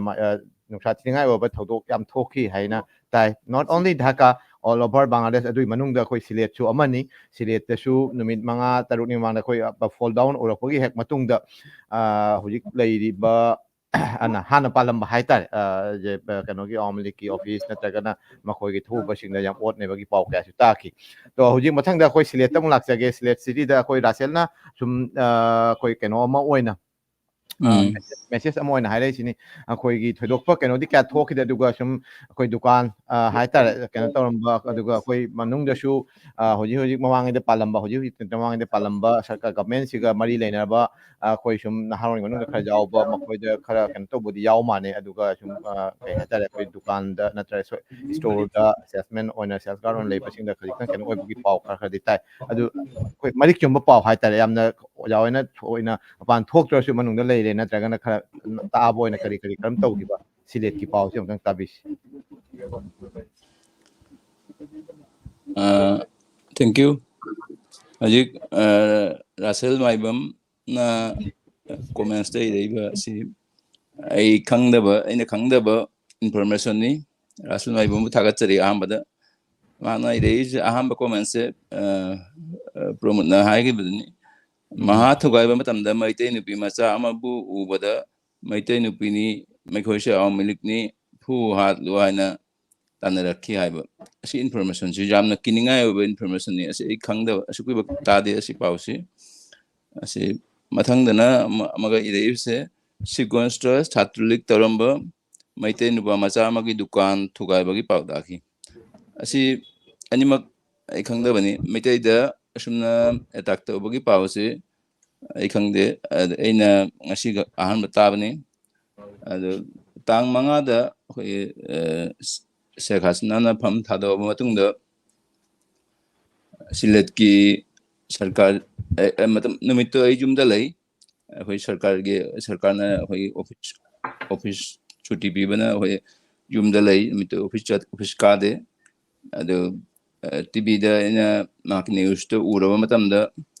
ꯑꯣꯐꯤꯁꯇꯒꯤ ꯐꯣꯟ ꯂꯥꯛꯏ ꯑꯩꯈꯣꯏꯒꯤ ꯑꯣꯐꯤꯁꯇ ꯑꯦꯇꯥꯛ ꯇꯧꯏ ꯍꯥꯏꯅ ꯖꯃꯥꯇꯦ ꯏꯁꯂꯥꯝꯒꯤ ꯃꯤ ꯈꯔ ꯂꯥꯛꯅ ꯃꯤ 50ꯃꯨꯛ ꯂꯥꯛꯑꯦꯅ ꯍꯥꯏ ꯃꯣꯏꯅ ꯍꯥꯏꯕꯗ ꯑꯗꯨ ꯑꯣꯐꯤꯁꯇ ꯑꯦꯇꯥꯛ ꯇꯧꯏ ꯑꯩꯈꯣꯏꯒꯤ ꯑꯣꯐꯤꯁꯀꯤ ꯕꯣꯡꯒꯣꯕꯟꯙꯨꯒꯤ ꯃꯨꯔꯥꯜ ꯂꯩ ꯕꯣꯡꯒꯣꯕꯟꯙꯨꯒꯤ ꯃꯨꯔꯥꯜ ꯊꯨꯒꯥꯏ ꯁꯦꯈ ꯍꯁꯤꯅꯥꯒꯤ ꯐꯣꯇꯣ ꯂꯩꯕꯁꯤꯡꯗꯣ ꯆꯤꯡꯊꯗꯨꯅ ꯊꯨꯒꯥꯏ ꯑꯁꯤꯒꯨꯝꯕ ꯄꯥꯎ ꯑꯣꯏꯅ ꯇꯥꯕ ꯐꯪꯉꯤ ꯄꯥꯎ ꯇꯥꯕꯗꯒꯤ ꯑꯩ ꯑꯣꯐꯤꯁꯇꯤ ꯆꯠꯇ꯭ꯔꯦ ꯑꯣꯐꯤꯁ ꯆꯠꯇ꯭ꯔꯒꯁꯨ ꯑꯩꯈꯣꯏ ꯑꯣꯐꯤꯁꯀ ꯊꯪꯅꯅ ꯂꯩꯕ ꯑꯩꯈꯣꯏꯒꯤ ꯀꯣꯂꯤꯛ ꯃꯌꯥꯝ ꯃꯈꯣꯏꯗ ꯐꯣꯟ ꯇꯧꯅ ꯍꯥꯏꯔꯦ ꯑꯣꯐꯤꯁ ꯆꯠꯅꯕ ꯍꯥꯏꯗꯅ ꯑꯣꯐꯤꯁ ꯆꯠꯇꯅ ꯑꯣꯐꯤꯁꯇꯨ ꯀꯟꯇ꯭ꯔꯣꯜ ꯇꯧꯅꯕ ꯍꯥꯏꯗꯅ ꯃꯣꯏꯁꯤꯡꯗꯣ ꯑꯗꯨꯅ ꯃꯈꯣꯏꯅ ꯈꯨꯗꯛꯇ ꯑꯣꯐꯤꯁꯇ ꯆꯠꯇꯨꯅ ꯃꯤ ꯇꯔꯥꯃꯨꯛ ꯑꯣꯐꯤꯁꯇ ꯆꯠꯇꯨꯅ ꯃꯌꯥꯝꯗꯣ ꯈꯥꯝꯅ ꯑꯗꯨꯃꯥꯏꯅ ꯑꯩꯈꯣꯏꯒꯤ ꯑꯣꯐꯤꯁꯇ ꯑꯩꯈꯣꯏꯒꯤ ꯏꯗꯨꯀꯦꯁꯟ ꯕꯣꯔꯗꯇꯗꯤ ꯌꯥꯝꯅ ꯑꯆꯧꯕ ꯑꯀꯥꯏꯕ ꯊꯣꯛꯈꯤꯗꯦ ꯑꯗꯨꯒ ꯊꯪꯅꯕ ꯑꯩꯈꯣꯏꯒꯤ ꯀꯥꯔꯤꯒꯣꯔꯤ ꯀꯥꯔꯤꯒꯣꯔꯤ ꯁꯤꯛꯈꯥ ꯑꯦꯀꯥꯗꯃꯤ ꯍꯥꯏꯕ꯭ꯔꯥ ꯀꯩꯅꯣ ꯑꯃ ꯂꯩ ꯑꯗꯨꯒ ꯑꯗꯨꯗꯤ ꯃꯩꯁꯨ ꯊꯥꯕꯤꯔꯝꯃꯦ ꯊꯨꯒꯥꯏꯁꯨ ꯊꯨꯒꯥꯏꯕꯤꯔꯝꯃꯦ ꯑꯗꯨꯃꯥꯏꯅ ꯑꯩꯈꯣꯏꯒꯤ ꯑꯣꯐꯤꯁꯀ ꯊꯪꯅꯕ ꯗꯤꯕꯤꯖꯅꯦꯜ ꯀꯣꯃꯤꯁꯅꯔꯒꯤ ꯑꯣꯐꯤꯁ ꯂꯩ ꯄꯨꯂꯤꯁꯀꯤ ꯑꯣꯐꯤꯁ ꯂꯩ ꯄꯨꯝꯅꯃꯛꯇꯨ ꯈꯔ ꯑꯗꯨꯝ ꯁꯣꯛꯑꯦ ꯍꯥꯏꯕ ꯇꯥꯔꯦ ꯑꯁꯤꯅꯤ ꯑꯗꯨꯏ ꯅꯨꯃꯤꯠꯇꯨꯒꯤ ꯅꯨꯃꯤꯗꯥꯡꯗ ꯑꯩꯈꯣꯏꯒꯤ ꯁꯤꯂꯦꯠꯇ ꯃꯍꯥ ꯊꯨꯒꯥꯏꯕꯁꯤ ꯍꯧꯖꯤꯛ ꯔꯥꯁꯦꯜ ꯃꯥꯏꯕꯝꯅ ꯄꯜꯂꯤꯕꯁꯤ ꯑꯗꯨꯏ ꯅꯨꯃꯤꯠ ꯑꯗꯨꯒꯤ ꯅꯨꯃꯤꯗꯥꯡꯗꯅꯤ ꯃꯍꯥꯛꯀꯤ ꯄꯣꯠ ꯆꯩ ꯄꯨꯝꯅꯃꯛ ꯃꯍꯥ ꯍꯥꯏꯔꯤꯕꯁꯦ ꯃꯍꯥꯛ ꯑꯋꯥꯃꯤ ꯂꯤꯛ ꯇꯧꯕ ꯑꯋꯥꯃꯤ ꯂꯤꯛꯀꯤ ꯂꯤꯗꯔ ꯑꯃꯒꯤ ꯀꯩꯅꯣꯅꯤ ꯁꯣꯔꯨꯝꯅꯤ ꯌꯥꯝꯅ ꯆꯥꯎꯕ ꯁꯤꯂꯦꯠ ꯁꯤꯇꯤꯗ ꯈ꯭ꯋꯥꯏꯗꯒꯤ ꯆꯥꯎꯕ ꯍꯥꯏꯕ ꯇꯥꯔꯦ ꯁꯣꯔꯨꯝ ꯑꯃꯅꯤ ꯃꯍꯥꯛꯀꯤ ꯁꯣꯔꯨꯝ ꯑꯁꯤ ꯄꯨꯡꯊꯨ ꯊꯨꯒꯥꯏꯗꯨꯅ ꯄꯣꯠ ꯆꯩ ꯄꯨꯝꯅꯃꯛ ꯃꯌꯥꯝꯅ ꯗꯀꯥꯗꯤ ꯇꯧꯕꯤꯈꯤꯕ ꯑꯗꯨꯒ ꯃꯊꯪꯗ ꯁꯤ ꯄꯨꯂꯤꯁ ꯁ꯭ꯇꯦꯁꯟ ꯀꯌꯥꯗꯁꯨ ꯊꯨꯒꯥꯏꯈꯤ ꯍꯥꯏꯅ ꯑꯩꯈꯣꯏꯅ ꯃꯌꯥꯝꯅ ꯑꯩꯈꯣꯏ ꯄꯥꯎ ꯇꯥꯏ ꯁꯤꯂꯦꯠ ꯁꯤꯇꯤꯗ ꯄꯨꯂꯤꯁ ꯁ꯭ꯇꯦꯁꯟ 3-4 ꯊꯨꯒꯥꯏꯈꯤ ꯑꯗꯨꯒ ꯂꯣꯏꯅꯅ ꯁꯤꯂꯦꯠ ꯁꯤꯇꯤꯒꯤ ꯃꯄꯥꯟꯗꯁꯨ ꯄꯨꯂꯤꯁ ꯁ꯭ꯇꯦꯁꯟ ꯌꯥꯝꯅ ꯊꯨꯒꯥꯏꯈꯤ ꯀꯩꯅꯣꯁꯤꯡꯅ ꯄꯨꯂꯤꯁꯄꯨ ꯐꯨꯕ ꯈꯣꯠꯄ ꯄꯣꯠ ꯆꯩ ꯊꯨꯒꯥꯏꯕ ꯑꯁꯤꯒꯨꯝꯕ ꯌꯥꯝꯅ ꯊꯣꯛꯈꯤ ꯑꯗꯨ ꯃꯌꯥꯝ ꯑꯁꯤꯅ ꯑꯩꯈꯣꯏꯗ ꯌꯥꯝꯅ ꯂꯥꯡꯇꯛꯅꯅꯤꯡꯉꯥꯏ ꯑꯣꯏꯕ ꯐꯤꯕꯝ ꯑꯃꯗ ꯑꯩꯈꯣꯏ ꯂꯩꯈꯤ ꯌꯥꯝꯅ ꯀꯤꯅꯤꯡꯉꯥꯏ ꯑꯣꯏꯕ ꯃꯁꯛ ꯑꯃꯗ ꯁꯤꯆꯨꯋꯦꯁꯟ ꯑꯃꯗ ꯑꯩꯈꯣꯏ ꯂꯩꯈꯤ ꯑꯗꯨꯅ ꯃꯇꯝ ꯑꯗꯨ ꯃꯌꯥꯝꯒ ꯄꯥꯎ ꯐꯥꯎꯅꯕꯁꯨ ꯉꯝꯈꯤꯗꯦ ꯑꯗꯨ ꯃꯐꯝꯗꯒꯤ ꯐꯣꯟ ꯂꯥꯛꯏ ꯀꯔꯝ ꯇꯧꯔꯤ ꯑꯩꯈꯣꯏꯅ ꯃꯥꯏꯅꯣꯔꯤꯇꯤ ꯑꯣꯏꯔꯨꯕꯅꯤꯅ ꯃꯐꯝꯗꯒꯤ ꯃꯨꯁꯂꯤꯝꯁꯤꯡꯅꯁꯨ ꯐꯣꯟ ꯇꯧꯔꯛꯏ ꯃꯔꯨꯞꯁꯤꯡ ꯗꯦꯁꯀꯤ ꯋꯥꯡꯃꯗꯒꯤꯁꯨ ꯃꯄꯥꯟꯗ ꯂꯩꯕ ꯃꯔꯨꯞꯁꯤꯡꯁꯨ ꯐꯣꯟ ꯇꯧꯔꯛꯏ ꯀꯔꯤ ꯄ꯭ꯔꯣꯕ꯭ꯂꯦꯝ ꯂꯩꯕ ꯍꯪꯉꯛꯏ ꯀꯩꯅꯣꯗꯒꯤꯁꯨ ꯃꯅꯤꯄꯨꯔꯗꯒꯤꯁꯨ ꯑꯩꯒꯤ ꯈꯪꯅꯕ ꯃꯌꯥꯝ ꯑꯣꯖꯥꯁꯤꯡ ꯐꯣꯟ ꯇꯧꯔꯛꯏ ꯃꯌꯥꯝꯕꯨꯁꯨ ꯑꯩꯅ ꯊꯥꯒꯠꯆꯔꯤ ꯑꯁꯤꯒꯤ ꯃꯇꯥꯡꯁꯤꯗ ꯑꯩꯅ ꯍꯥꯏꯖꯅꯤꯡꯕꯗꯤ ꯑꯩꯈꯣꯏꯒꯤ ꯃꯩꯇꯩꯒꯤ ꯏꯃꯦꯖ ꯑꯐꯕ ꯏꯃꯦꯖ ꯍꯥꯏꯒꯗ꯭ꯔꯥ ꯐꯠꯇꯕ ꯏꯃꯦꯖ ꯍꯥꯏꯒꯗ꯭ꯔꯥ ꯃꯩꯇꯩꯅꯆꯤꯡꯕ ꯑꯩꯈꯣꯏꯒꯤ ꯃꯥꯏꯅꯣꯔꯤꯇꯤꯁꯤꯡꯁꯦ ꯑꯌꯥꯝꯕꯅ ꯑꯋꯥꯃꯤ ꯂꯤꯛ ꯇꯧꯕꯅꯦ ꯍꯥꯏꯅ ꯃꯌꯥꯝꯅ ꯑꯗꯨꯝ ꯈꯪꯅꯩ ꯃꯤꯅ ꯑꯩꯈꯣꯏꯅ ꯑꯋꯥꯃꯤ ꯂꯤꯛꯇ ꯚꯣꯠ ꯍꯥꯞꯄꯦ ꯑꯋꯥꯃꯤ ꯂꯤꯛ ꯇꯧꯔꯦ ꯍꯥꯞꯇ꯭ꯔꯦ ꯑꯋꯥꯃꯤ ꯂꯤꯛ ꯇꯧꯔꯦ ꯍꯥꯏꯅ ꯃꯌꯥꯝꯅ ꯂꯧꯔꯦ ꯑꯗꯨꯅ ꯑꯩꯈꯣꯏꯒꯤ ꯑꯁꯤꯒꯤ ꯏꯃꯦꯖꯁꯤꯗ ꯈꯤꯇꯪ ꯑꯩꯈꯣꯏ ꯀꯩꯅꯣ ꯇꯧꯕ ꯌꯥꯕ꯭ꯔꯥ ꯑꯩꯈꯣꯏꯁꯦ ꯈꯤꯇꯪ ꯅ꯭ꯌꯨꯇ꯭ꯔꯦꯜ ꯑꯣꯏꯕꯒꯤ ꯃꯤꯠꯌꯦꯡꯗ ꯄꯨꯔꯛꯄ ꯌꯥꯕ꯭ꯔꯥ ꯑꯁꯤ ꯈꯟꯅꯅꯤꯡꯉꯥꯏ ꯑꯣꯏ ꯃꯔꯝꯗꯤ ꯑꯩꯈꯣꯏ ꯑꯋꯥꯃꯤ ꯂꯤꯛꯇ ꯄꯤꯗꯦ ꯑꯩꯈꯣꯏ ꯚꯣꯠ ꯃꯇꯝ ꯄꯨꯝꯅꯃꯛꯇ ꯑꯋꯥꯃꯤ ꯂꯤꯛꯇ ꯄꯤ ꯍꯥꯏꯕ ꯅꯠꯇꯦ ꯑꯩꯈꯣꯏ ꯃꯦꯌꯣꯔ ꯏꯂꯦꯛꯁꯟꯅꯆꯤꯡꯕꯗ ꯑꯩꯈꯣꯏ BNPꯒꯤ ꯃꯦꯌꯣꯔ ꯂꯦꯞꯄꯤꯕ ꯑꯔꯤꯐꯨꯜ ꯍꯣꯛ ꯃꯤꯡ ꯑꯣꯏꯅ ꯄꯟꯖꯔꯕꯗ ꯑꯩꯈꯣꯏ ꯃꯩꯇꯩꯁꯤꯡ ꯑꯌꯥꯝꯕꯒꯤ ꯚꯣꯠ ꯐꯪꯈꯤ ꯃꯍꯥꯛ ꯃꯁꯥꯅꯁꯨ ꯑꯗꯨ ꯍꯥꯏ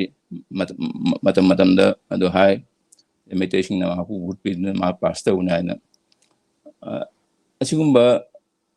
ꯃꯇꯝ ꯄꯨꯝꯅꯃꯛꯇ ꯑꯩꯈꯣꯏ ꯑꯋꯥꯃꯤ ꯂꯤꯛꯇ ꯚꯣꯠ ꯄꯤꯕ ꯅꯠꯇꯦ ꯑꯗꯨꯕꯨ ꯑꯩꯈꯣꯏꯕꯨ ꯑꯋꯥꯃꯤ ꯂꯤꯛꯀꯤ ꯃꯤ ꯑꯃ ꯑꯣꯏꯅ ꯑꯩꯈꯣꯏꯒꯤ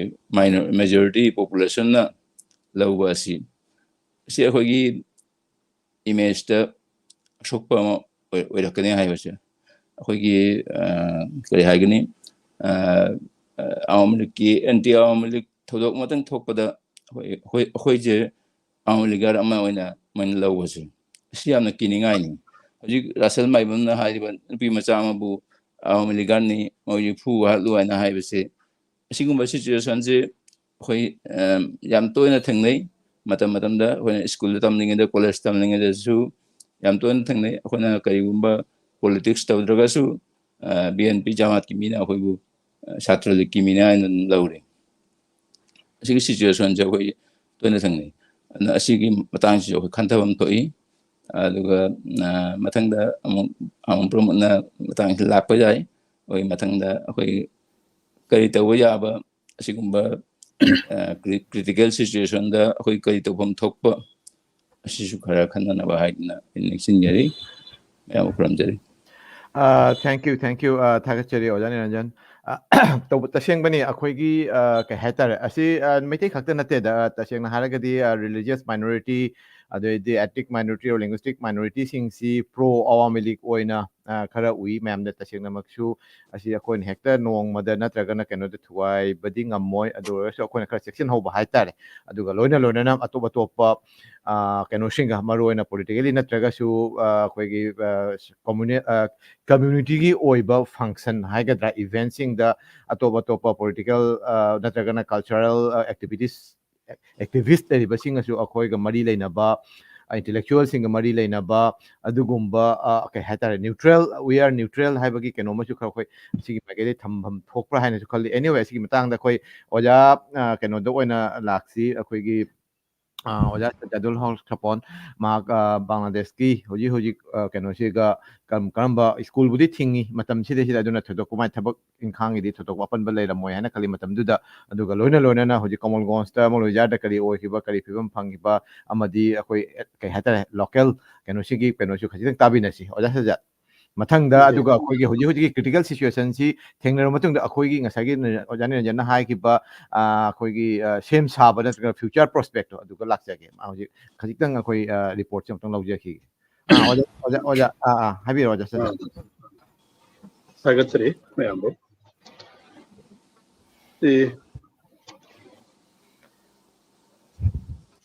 ꯑꯩꯈꯣꯏ ꯚꯥꯅꯨꯒꯥꯁ ꯑꯣꯟꯆꯣꯜꯗ ꯑꯩꯈꯣꯏ ꯁ꯭ꯀꯨꯜꯕꯨꯗꯤ ꯑꯗꯨꯝ ꯍꯥꯡꯉꯤ ꯁ꯭ꯇꯨꯗꯦꯟꯕꯨꯗꯤ ꯌꯥꯝ ꯂꯥꯛꯇꯦ ꯑꯗꯨ ꯑꯥꯒꯁꯠꯀꯤ ꯇꯥꯡ 5ꯗ ꯁꯦꯛ ꯑꯁꯤꯅ ꯐꯝ ꯊꯥꯗꯣꯛꯈꯤꯕ ꯃꯇꯨꯡꯗ ꯑꯩꯈꯣꯏ ꯂꯣꯀꯦꯜ ꯑꯉꯥꯡꯁꯤꯡ ꯅꯍꯥꯔꯣꯜ ꯂꯥꯛꯇꯨꯅ ꯁ꯭ꯀꯨꯜ ꯈꯨꯗꯤꯡꯒꯤ ꯆꯠꯂꯤ ꯃꯈꯣꯏ ꯆꯠꯇꯨꯅ ꯕꯪꯒꯕꯟꯙꯨꯒꯤ ꯑꯗꯩ ꯁꯦꯛ ꯍꯁꯤꯅꯥꯒꯤ ছবি ꯑꯗꯨ ꯃꯣꯏ ꯂꯧꯊꯗꯅ ꯃꯣꯏ ꯄꯨꯏ ꯑꯗꯩ ꯕꯪꯒꯕꯟꯙꯨ ꯁꯦꯛ ꯔꯥꯁꯦꯜ ꯁꯣꯝꯄꯣꯔꯒꯤ ꯏꯕ ꯂꯥꯏꯔꯤꯛꯁꯤꯡꯗꯨꯁꯨ ꯃꯣꯏ ꯄꯨꯔꯒ ꯑꯀꯟꯕꯅ ꯄꯨꯏ ꯁ꯭ꯀꯨꯜꯗꯒꯤ ꯄꯨꯔꯒ ꯃꯣꯏ ꯃꯩ ꯊꯥꯗꯣꯛꯏ ꯑꯗꯨꯝꯅ ꯁ꯭ꯀꯨꯜ ꯈꯨꯗꯤꯡ ꯈꯔ ꯊꯣꯛꯄꯗꯤ ꯌꯥꯎꯔꯤ ꯑꯗꯨꯝ ꯌꯥꯝꯅꯗꯤ ꯃꯣꯏ ꯀꯩꯅꯣ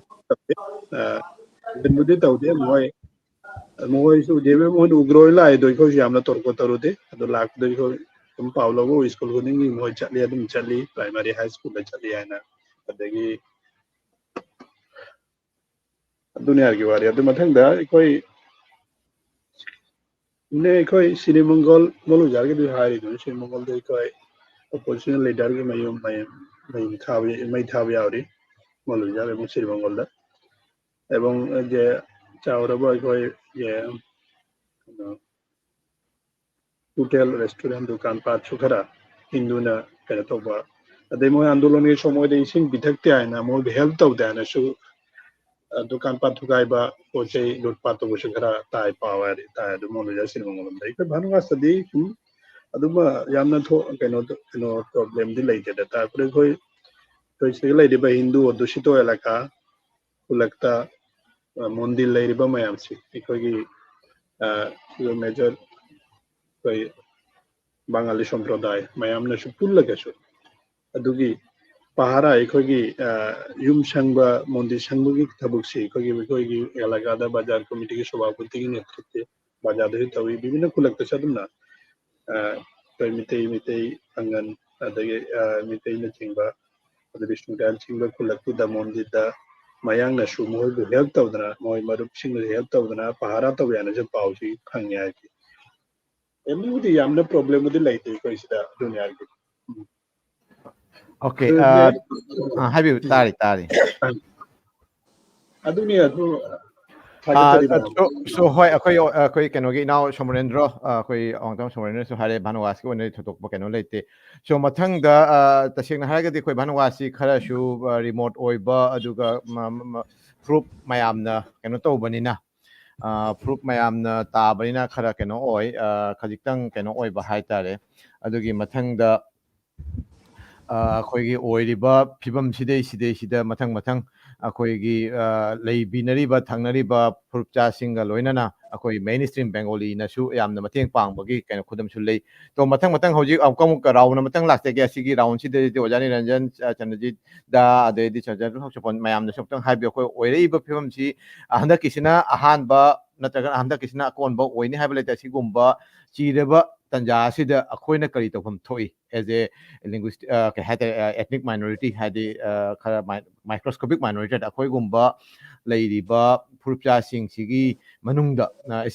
ꯑꯁꯤꯁꯨ ꯀꯥꯏꯟ ꯑꯣꯐ ꯑꯦꯛꯁꯄꯤꯔꯤꯌꯦꯟꯁꯅꯤ ꯑꯁꯤꯗꯒꯤ ꯑꯩꯈꯣꯏꯅ ꯈꯔ ꯇꯝꯖꯅꯤꯡꯉꯥꯏ ꯑꯦ ꯑꯐꯕꯔꯣꯝꯗ ꯏꯐ ꯌꯨ ꯊꯤꯡ ꯏꯟ ꯄꯣꯖꯤꯇꯤভ ꯋꯦ ꯑꯁꯤꯒꯨꯝꯕ ꯀꯩꯅꯣꯁꯤ ꯊꯣꯛꯂꯣꯏ ꯍꯥꯏꯕ ꯂꯩꯇꯦ ꯍꯧꯖꯤꯛ ꯑꯣꯏꯔꯛꯏꯕ ꯖꯤꯑꯣ ꯄꯣꯂꯤꯇꯤꯀꯦꯜꯒꯤ ꯁꯤꯆꯨꯋꯦꯁꯟꯁꯤꯗ ꯃꯈꯜ ꯃꯊꯦꯜꯒꯤ ꯑꯋꯥ ꯑꯅꯥ ꯇꯥꯕ ꯍꯧꯖꯤꯛ ꯃꯅꯤꯄꯨꯔꯗꯁꯨ ꯑꯣꯏꯔꯤꯁꯤꯅꯤ ꯑꯗꯨꯅ ꯃꯐꯝ ꯑꯇꯩꯗ ꯒ꯭ꯂꯣꯕꯦꯜꯂꯤ ꯍꯥꯏꯇꯥꯔꯦ ꯀꯩꯅꯣꯔꯣꯝꯗ ꯃꯤꯗꯜ ꯏꯁꯇ ꯑꯗꯩꯗꯤ ꯑꯐ꯭ꯔꯤꯀꯥꯟ ꯅꯦꯁꯟꯁꯤꯡꯗ ꯑꯩꯈꯣꯏ ꯁꯥꯎꯠ ꯑꯦꯁꯤꯌꯥꯗꯁꯨ ꯉꯥꯏ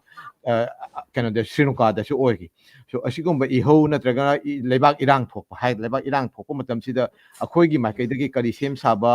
ꯀꯔꯝꯕ ꯑꯩꯈꯣꯏꯒꯤ ꯇꯁꯦꯡꯅ ꯍꯥꯏꯔꯒꯗꯤ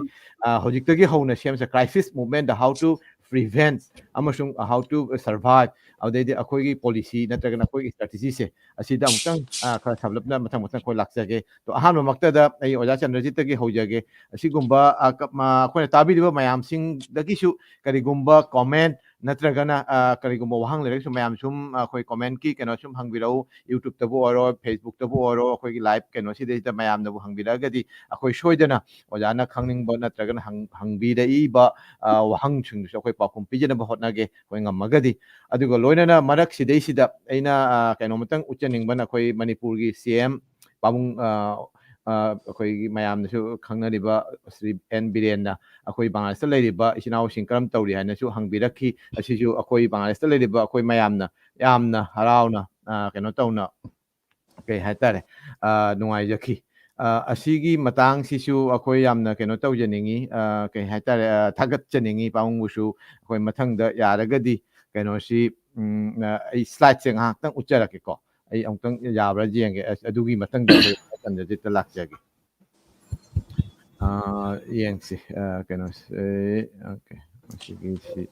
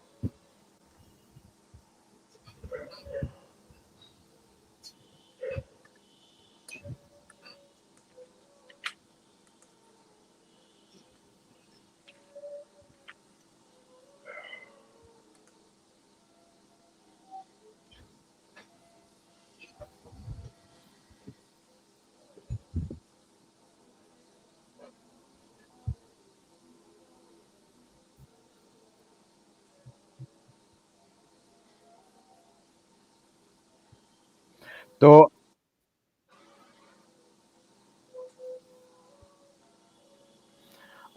ꯑꯁꯤꯅꯤ ꯑꯁꯤꯒꯤ ꯀꯩꯅꯣꯁꯤꯁꯨ ꯑꯩꯅ ꯉꯔꯥꯡ ꯅꯍꯥꯟ ꯑꯣꯏꯔ ꯃꯥꯜꯂꯦ 1 day before 2 days before ꯑꯩ ꯁꯨꯝ ꯊꯦꯡꯅꯔꯛꯄ ꯑꯗꯨ ꯑꯩꯈꯣꯏ ꯔꯥꯁꯦꯜꯅꯁꯨ ꯁꯨꯝ ꯍꯥꯏꯔꯛꯄꯗꯒꯤ ꯑꯩ ꯁꯨꯝ ꯌꯥꯝꯅ ꯑꯩꯈꯣꯏ ꯇꯁꯦꯡꯅ ꯍꯥꯏꯔꯒꯗꯤ ꯑꯩꯈꯣꯏꯒꯤꯁꯨ ꯃꯤ ꯂꯩ ꯍꯥꯏꯕꯗꯣ ꯑꯗꯨꯅ ꯁꯤꯁꯨ ꯅꯣꯠ ꯑꯣꯟꯂꯤ ꯕꯪꯒ꯭ꯂꯥꯗꯦꯁ ꯑꯩꯈꯣꯏ ꯒ꯭ꯂꯣꯕꯦꯜꯂꯤ ꯑꯩꯈꯣꯏꯒꯤ ꯃꯁꯦꯟ ꯑꯩꯈꯣꯏ ꯃꯁꯦꯟꯗ ꯑꯩꯈꯣꯏ ꯁꯨꯝ ꯁꯝꯅꯕ ꯑꯗꯨꯒ ꯑꯩꯈꯣꯏ ꯃꯁꯦꯟ ꯀꯩꯅꯣ ꯇꯧꯕꯒꯤ ꯊꯥꯕꯁꯨ ꯑꯩꯈꯣꯏ ꯂꯧꯁꯤ ꯇꯣ ꯉꯁꯥꯏꯒꯤ ꯋꯥꯔꯤꯗꯨꯒ ꯁꯨꯝ ꯂꯥꯛꯁꯤ ꯑꯣꯖꯥ ꯆꯟꯗ꯭ꯔꯖꯤꯠ ꯑꯩꯈꯣꯏ ꯍꯧꯖꯤꯛꯀꯤ ꯐ꯭ꯌꯨꯆꯔꯁꯦ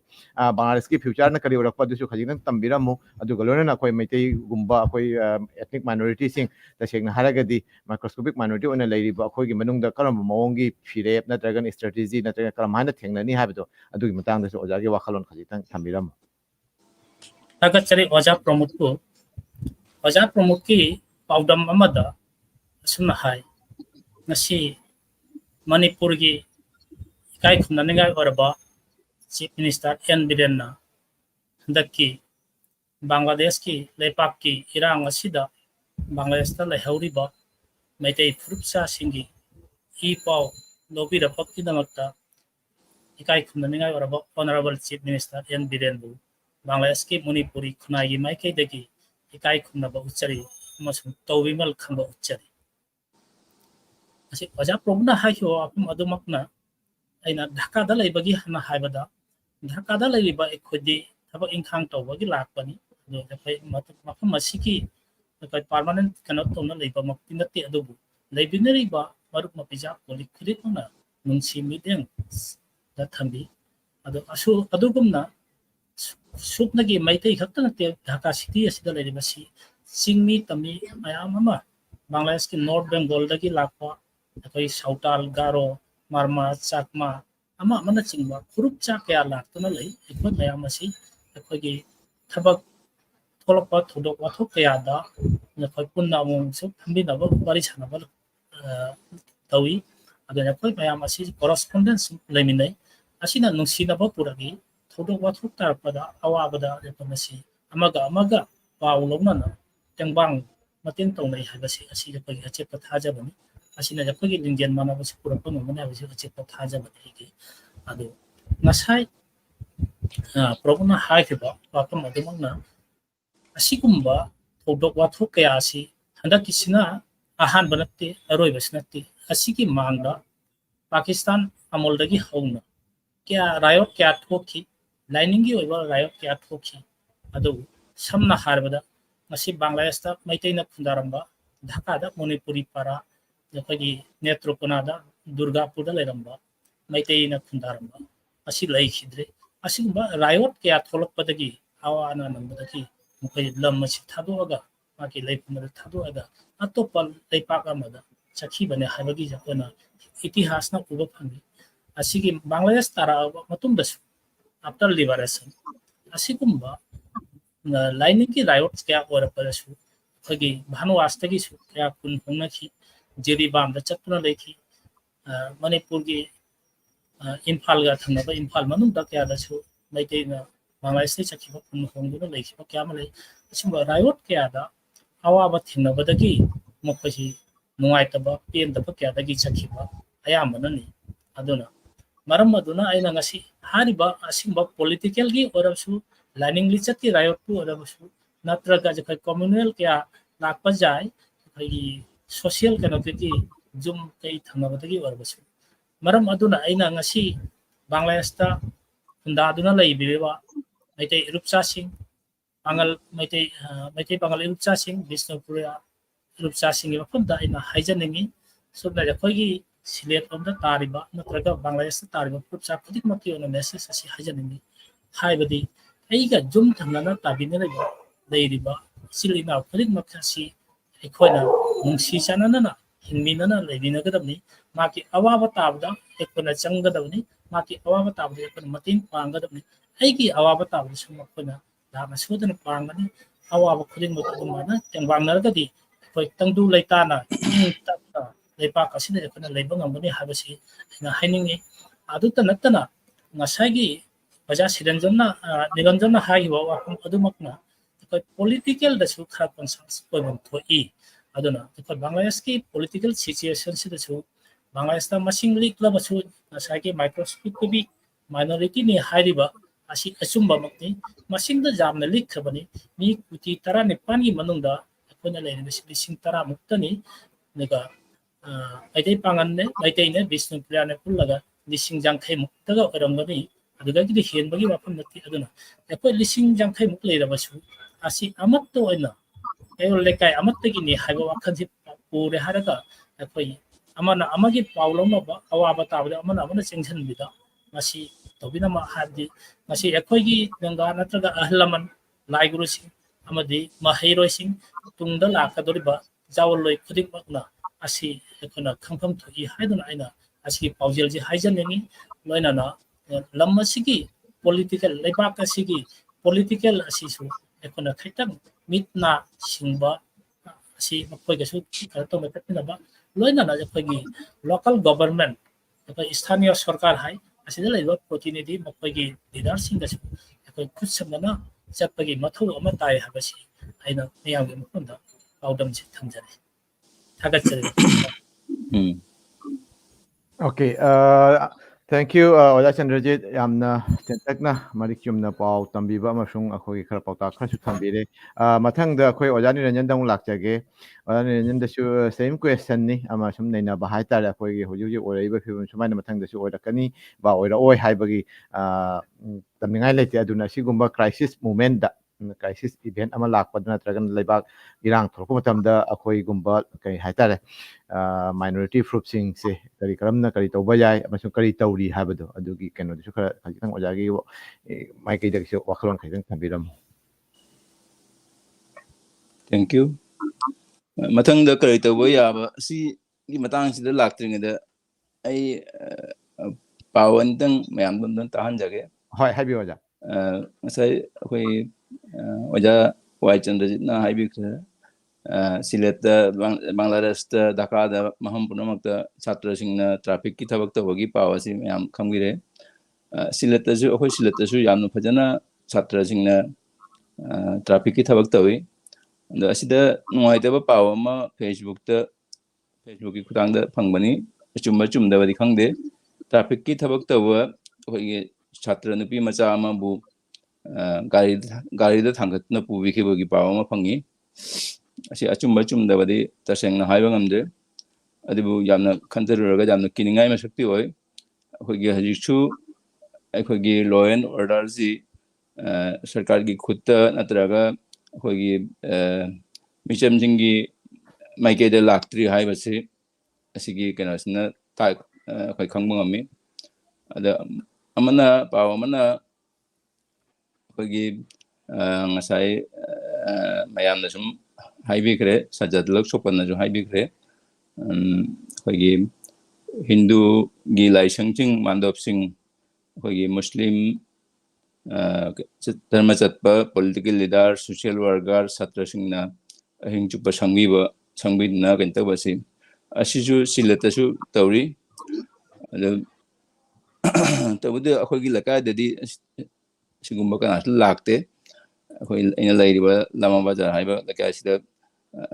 ajigumba akhoi laisang changba gi damang kana lakte aduga tabugudi akhoi lakai ga thangnana lairiba masjid ta lauthoki Hindu laisang mandab amadi yung kai karimata akai heloi kibagi maram laiti akhoina yang silli asi hadna yamna phajana lauthokpiki adna akhoi su thodokna kiningai ba situation du thoktri ngasi jawata akhoi kiru de thodokna adu nungai ta ba pawamana Satkhira district ki Paik Gasa haiba mahmada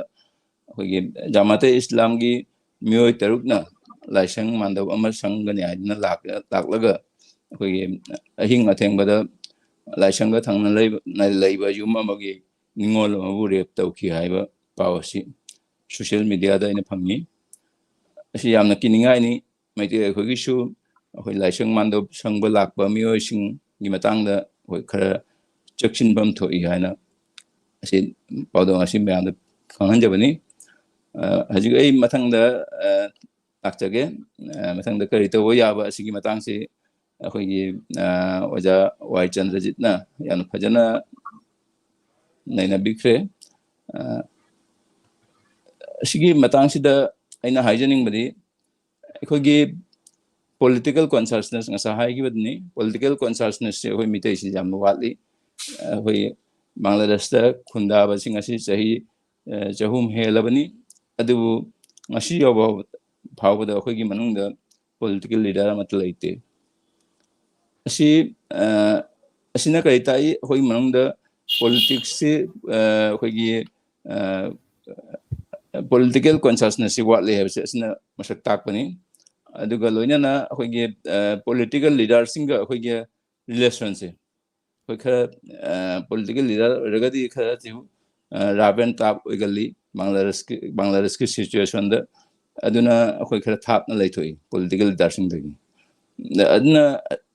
asina maram oidna mokhoiga khoiga thapna basina maram oidna khoi amil na pala basu BNP na pala basu khoi mokhoiga nakna bangamde asina maram oidna khoigi kanda khoigi society da khara ashon balai hana lauri asi political consciousness se khara hangal an batai political leaders inga task lai batai ei politics tawata hai wanate adu mokhoiga relation thamba adu ragadi egi mathau tarak matamda mokhoibu kaubada mokhoin lakani adu maram amana khoi financial empowerment se si yamna mathau tabu botni khoi mitai sing yamna laidan leiba matnate adu khoi financial empowerment leite khoi asigi keno sida khoi yamna sanction bajunate khoi yam sarkar gi chakri tawba businessman yamna lei khoi Bangladesh ta adu yamna paisa paiba natraga Bangladesh ki kari hai khoi economical keno da development yamna kena tawba khoi hai yamna thodang bangthabo yamna adugumba miyo amata khoi mang leite sigumba miyo sengwat ma thau tai sigumba miyo si oiragadi khoi mang da adugumba miyo ma jaman chakma gi lei adugumba miyo chakma sing mang da marma sing mang da yamna acheu miyo lei adugumba miyo si khoi leite khoi da kabi lei saitik lei natraga khoi singar jing lei sei chakpa lei adubu sigumba financial empowerment natraga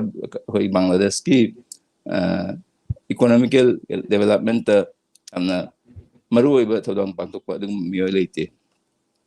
khoi social activity khoi manung da jamna kalli haiba jai khoi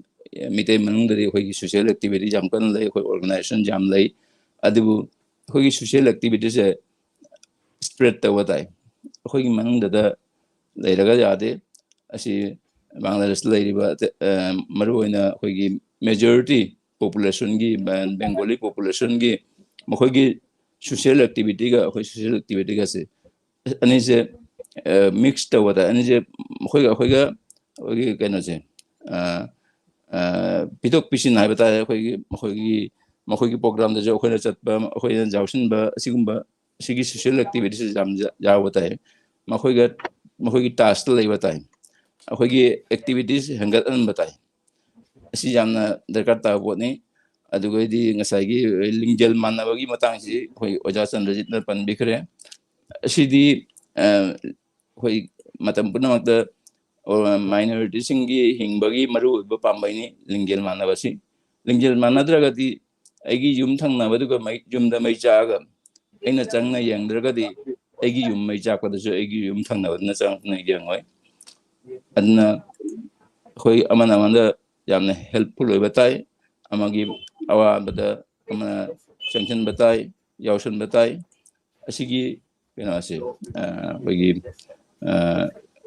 consciousness se khoi mung lai batai ade local government ka relation thambagi matang se khoi sai na pawda bada hai ko dani biskau gi union chairman na masamak na khoi mitai gi kun ani ahum leibado mokhogi security gi damakta masamak na honan karigumba asoyangam thoktanam bot nei anandi biskau gi hajik leiriba local government biskau gi union chairman mitai jinga jam naknaba mini aduna mahag mitai gi manamda jamna kana oiba conscious leiba adum miyo ni cultural mind ki miyo ni aduna mahakna khangbadna mitaibu phajana masak khangbadna mitai gi akhoi kunda karigumba soyangam thoktana ba mahakna hotna bani adna akhoi local government ka yamna phajana relation lairaga di asigumba crisis period ta akhoi crisis se akhoi overcome ta bongam gani haibse akhoi atet pathaja balai thagachari ma'am. Thank you, Ojani Ranjan. Yamna hatare manik chumna amadi akoina kari tafum thokpa kari tawba jai sigi matang su khana nina ba haitare ꯊꯪꯗ ꯑꯩꯈꯣꯏ ꯑꯣꯖꯥ ꯁꯖꯥꯠꯇ ꯂꯥꯛꯆꯒꯦ ꯑꯣꯖꯥ ꯁꯖꯥꯠꯁꯨ ꯑꯩꯈꯣꯏꯒꯤ ꯍꯧꯖꯤꯛꯀꯤ ꯑꯣꯏꯔꯛꯏꯕ ꯐꯤꯕꯝ ꯁꯨꯃꯥꯏꯅ ꯃꯊꯪꯗ ꯑꯣꯏꯔꯛꯑꯒꯗꯤ ꯃꯔꯨꯑꯣꯏꯅ ꯚꯥꯅꯨꯋꯥꯁꯤ ꯑꯩꯈꯣꯏꯅ ꯀꯩ ꯍꯥꯏꯇꯥꯔꯦ ꯕꯪꯒ꯭ꯂꯥꯗꯦꯁꯀꯤ ꯈ꯭ꯋꯥꯏꯗꯒꯤ ꯃꯩꯇꯩ ꯄꯥꯉꯟ ꯑꯃꯗꯤ ꯑꯩꯈꯣꯏ ꯕꯤꯁꯅꯨꯄ꯭ꯔꯤꯌꯥꯁꯤꯡꯅ ꯌꯥꯝꯅ ꯅꯝꯅ ꯇꯥꯕ ꯑꯗꯨꯒ ꯂꯣꯏꯅ ꯑꯇꯣꯞꯄ ꯐ꯭ꯔꯨꯠ ꯆꯥ ꯕꯒꯥꯟ ꯍꯥꯏꯇꯥꯔꯦ ꯇꯤ ꯒꯥꯔꯗꯦꯟꯒꯤ ꯀꯩꯅꯣꯁꯨ ꯂꯩꯕ ꯌꯥꯝ ꯚꯦꯔꯤ ꯌꯨꯅꯤꯛ ꯑꯣꯏꯕ ꯃꯐꯝ ꯑꯃꯅꯤ ꯀꯣꯃꯜꯒꯣꯟꯁꯦ ꯑꯇꯣꯞꯄ ꯅꯣꯠ ꯑꯣꯟꯂꯤ ꯕꯦꯡꯒꯣꯂꯤ ꯃꯦꯖꯣꯔꯤꯇꯤꯃꯛ ꯑꯣꯏꯕ ꯉꯝꯗ꯭ꯔꯁꯨ ꯑꯦꯊꯅꯤꯛ ꯃꯥꯏꯅꯣꯔꯤꯇꯤ 10ꯃꯨꯛ 20ꯃꯨꯛ ꯂꯩꯕ ꯃꯐꯝꯅꯤꯅ ꯑꯁꯤꯗꯩꯁꯤꯗ ꯍꯧꯖꯤꯛ ꯑꯣꯏꯔꯤꯕ ꯐꯤꯕꯝꯁꯤ ꯂꯥꯛꯄ ꯇꯥꯔꯒꯗꯤ ꯀꯔꯤꯒꯨꯝꯕ ꯃꯣꯔ ꯂꯥꯏꯛ ꯗꯦꯠ ꯑꯩꯈꯣꯏ ꯑꯁꯤ ꯀ꯭ꯔꯥꯏꯁꯤꯁ ꯃꯨꯚꯃꯦꯟꯗ ꯑꯩꯈꯣꯏꯅ ꯀꯔꯤ ꯇꯧꯐꯝ ꯊꯣꯛꯏꯕ ꯀꯔꯤ ꯇꯧꯕ ꯌꯥꯏ ꯑꯣꯖꯥꯒꯤ ꯋꯥꯈꯜꯗꯁꯨ ꯀꯔꯤ ꯂꯩꯕ ꯈꯖꯤꯛꯇꯪ ꯐꯣꯡꯗꯣꯛꯄꯤꯔꯝꯃꯨ. Thank you. ꯁꯤꯒꯤ ꯃꯇꯥꯡꯗ ꯃꯃꯥꯡꯗ ꯑꯩ ꯍꯧꯖꯤꯛ ꯊꯣꯛꯏꯕ ꯀꯩꯅꯣꯁꯤꯗ ꯍꯧꯖꯤꯛ ꯀ꯭ꯔꯥꯏꯁꯤꯁꯀꯤ ꯃꯇꯥꯡꯗ ꯃꯅꯤꯄꯨꯔ ꯀꯁꯥꯔ ꯑꯃꯁꯨꯡ ꯇ꯭ꯔꯤꯄꯨꯔꯥꯗꯒꯤ ꯃꯤꯇꯩ ꯄꯥꯡꯒꯜ ꯃꯌꯥꯝ ꯑꯃ ꯑꯩꯈꯣꯏꯗ ꯏ ꯄꯥꯎ ꯂꯧꯏ. ꯀꯝꯅ ꯄꯣꯖꯤꯁꯟꯗ ꯂꯩꯔꯤ ꯑꯩꯈꯣꯏꯒꯨꯝꯕ ꯄ꯭ꯔꯣꯕ꯭ꯂꯦꯝꯗ ꯇꯥꯕ꯭ꯔꯥ ꯍꯥꯏꯅ ꯏ ꯄꯥꯎ ꯂꯧꯏ. ꯃꯈꯣꯏ ꯃꯁꯤ ꯄ꯭ꯔꯣꯒ꯭ꯔꯥꯝꯁꯤꯒꯤ ꯃꯥꯏꯀꯩꯗꯒꯤ ꯑꯩ ꯏꯁꯥꯃꯛꯇ ꯕꯪꯒ꯭ꯂꯥꯗꯦꯁ ꯃꯥꯏꯀꯩꯗꯒꯤ ꯃꯅꯤꯄꯨꯔ ꯀꯁꯥꯔ ꯇ꯭ꯔꯤꯄꯨꯔꯥꯗꯒꯤ ꯑꯣꯖꯥ ꯃꯌꯥꯝ ꯑꯩꯈꯣꯏꯒꯤ ꯈꯨꯁꯈꯕꯔ ꯂꯧꯔꯤꯕ ꯑꯩꯈꯣꯏꯒꯤ ꯏ ꯄꯥꯎ ꯂꯧꯔꯤꯕ ꯃꯌꯥꯝꯕꯨ ꯑꯩꯈꯣꯏ ꯊꯥꯒꯠꯆꯩ. ꯍꯧꯖꯤꯛ ꯀ꯭ꯔꯥꯏꯁꯤꯁꯀꯤ ꯃꯊꯪꯗ ꯁꯨꯝ ꯀ꯭ꯔꯥꯏꯁꯤꯁ ꯊꯣꯔꯛꯀꯗꯕ ꯃꯔꯝꯗꯤ ꯀ꯭ꯔꯥꯏꯁꯤꯁ ꯑꯣꯏꯈ꯭ꯔꯕ ꯃꯊꯪꯗ ꯊꯣꯔꯛꯀꯗꯕ ꯀ꯭ꯔꯥꯏꯁꯤꯁꯀꯤ ꯃꯇꯥꯡꯗ ꯑꯣꯖꯥ ꯆꯟꯗ꯭ꯔꯖꯤꯠ ꯑꯣꯖꯥ ꯁꯦꯔꯥꯝ ꯅꯤꯔꯟꯖꯟ ꯐꯖꯅ ꯉꯥꯡꯕꯤꯔꯦ. ꯑꯩꯈꯣꯏ ꯕꯪꯒ꯭ꯂꯥꯗꯦꯁꯇ ꯑꯩꯈꯣꯏ ꯂꯩꯔꯤꯁꯤ ꯃꯤꯇꯩ ꯄꯥꯡꯒꯜꯁꯤ ꯅꯁꯨ ꯈꯪꯉꯝꯕ ꯌꯥꯏ. ꯃꯦꯛꯁꯤꯃꯝ ꯑꯩꯈꯣꯏ BNP ꯃꯥꯏꯟꯗꯦꯠꯅꯤ. ꯑꯋꯥꯃꯤ ꯂꯤꯛ ꯇꯧꯕ ꯃꯤꯁꯨ ꯂꯩ. ꯑꯗꯨ ꯑꯋꯥꯃꯤ ꯂꯤꯛ ꯇꯧꯕ ꯂꯩꯔꯒꯁꯨ BNP ꯃꯦꯛꯁꯤꯃꯝ BNP ꯍꯥꯏꯅ ꯁꯨꯝ ꯃꯌꯥꯝꯅ ꯈꯟꯖꯩ. ꯑꯗꯨꯅ ꯍꯧꯖꯤꯛ ꯊꯣꯛꯏꯕ ꯀꯩꯅꯣꯁꯤꯗ BNP ꯃꯥꯏꯟꯗꯦꯠꯅꯤ ꯍꯥꯏꯅ ꯑꯩꯈꯣꯏꯕꯨ ꯈꯔ ꯑꯦꯛꯇꯨ ꯁꯦꯞ ꯑꯣꯏꯅ ꯃꯣꯏ ꯈꯜꯂꯤ. ꯃꯣꯏꯒꯤ ꯃꯤꯅꯤ ꯍꯥꯏꯅ ꯈꯜꯂꯤ. ꯑꯗꯨꯅ ꯈꯟꯅ ꯄꯨꯏ. ꯁꯤꯒꯤ ꯀ꯭ꯔꯥꯏꯁꯤꯁꯀꯤ ꯃꯇꯥꯡꯁꯤ ꯑꯩꯈꯣꯏꯅ ꯐꯦꯁ ꯇꯧꯕ ꯇꯥꯔꯗꯤ ꯑꯩꯈꯣꯏ ꯕꯪꯒ꯭ꯂꯥꯗꯦꯁꯇ ꯂꯩꯔꯤꯕ ꯑꯩꯈꯣꯏ ꯑꯦꯊꯅꯤꯛ ꯀꯝꯃ꯭ꯌꯨꯅꯤꯇꯤ ꯃꯌꯥꯝꯒ ꯑꯩꯈꯣꯏ ꯍꯦꯛꯇ ꯒꯨꯗ ꯔꯤꯂꯦꯁꯟ. ꯄꯥꯁꯥꯄꯥꯁꯤ ꯑꯩꯈꯣꯏ ꯕꯪꯒ꯭ꯂꯥꯗꯦꯁꯀꯤ ꯃꯦꯖꯔ ꯀꯝꯃ꯭ꯌꯨꯅꯤꯇꯤ ꯃꯨꯁꯂꯤꯝ ꯁꯝꯄ꯭ꯔꯗꯥꯏꯒꯁꯨ ꯑꯩꯈꯣꯏ ꯑꯗꯨ ꯑꯩꯈꯣꯏ ꯁꯤꯗ ꯄꯣꯂꯤꯇꯤꯀꯦꯜ ꯅꯠꯇꯦ ꯄꯣꯂꯤꯇꯤꯀꯦꯜ ꯑꯩꯈꯣꯏ ꯁꯣꯁꯤꯌꯦꯜ ꯖꯤꯀꯨꯅꯨ ꯃꯇꯥꯡꯗ ꯃꯣꯏꯒꯤ ꯑꯩꯈꯣꯏꯒꯤ ꯍꯦꯛꯇ ꯂꯤꯌꯥꯖꯣꯁꯤ ꯌꯥꯝꯅ ꯗꯔꯀꯥꯔꯅꯤ. ꯃꯊꯪ ꯑꯩꯈꯣꯏ ꯑꯃꯅ ꯑꯃꯕꯨ ꯍꯦꯜꯞ ꯇꯧꯕ ꯍꯦꯜꯞꯐꯨꯜ ꯃꯥꯏꯟ ꯀ꯭ꯔꯤꯌꯦꯠ ꯇꯧꯕꯁꯤ ꯌꯥꯝꯅ ꯗꯔꯀꯥꯔ ꯑꯣꯏ ꯃꯥꯜꯂꯦ ꯈꯪꯉꯤ. ꯗꯤ ꯀ꯭ꯔꯥꯏꯁꯤꯁꯀꯤ ꯃꯇꯥꯡꯗ ꯑꯩꯈꯣꯏꯗꯤ ꯃꯥꯏꯅꯣꯔ ꯀꯝꯃ꯭ꯌꯨꯅꯤꯇꯤꯅꯤꯅ ꯃꯤꯁꯤꯡ ꯂꯤꯛꯄꯅꯤꯅ ꯑꯩꯈꯣꯏ ꯌꯥꯝꯅ ꯀꯤꯌꯔꯐꯨꯜ ꯑꯣꯏꯅ ꯆꯠꯄ ꯇꯥꯏ. ꯃꯌꯥꯝꯅꯁꯨ ꯏꯔꯥꯡꯗꯨꯁꯨ ꯈꯔ ꯈꯪꯅ ꯆꯠꯄ ꯇꯥꯏ. ꯑꯩꯈꯣꯏ ꯃꯤꯁꯤꯡ ꯂꯤꯛꯄꯅꯤꯅ ꯑꯩꯈꯣꯏꯅ ꯕꯪꯒ꯭ꯂꯥꯗꯦꯁꯇ ꯔꯥꯖꯅꯤꯇꯤ ꯇꯧꯕ ꯂꯩ. ꯑꯋꯥꯃꯤ ꯂꯤꯛꯇꯁꯨ ꯑꯩꯈꯣꯏ उपजिला लेवल सेक्रेटरी उपजिला परिषद की उपजिला सेक्रेटरी समाजात रहमान आवामी लीग की अदगी उपजिला परिषद की वाइस चेयरमैन नुपी सेकंड टाइम इलेक्टेड होइबा बिल्किस बेगम लई. अदुमना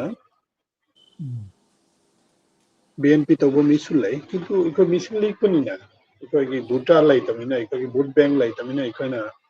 राजनीति मतंगदा इकोना यामना चौखत नमते. अदुसे एकटा इकोगी एकटा प्रॉब्लम नि मिसु लीग पनिना तातोरे इकोई मयामगा सब थप इकोई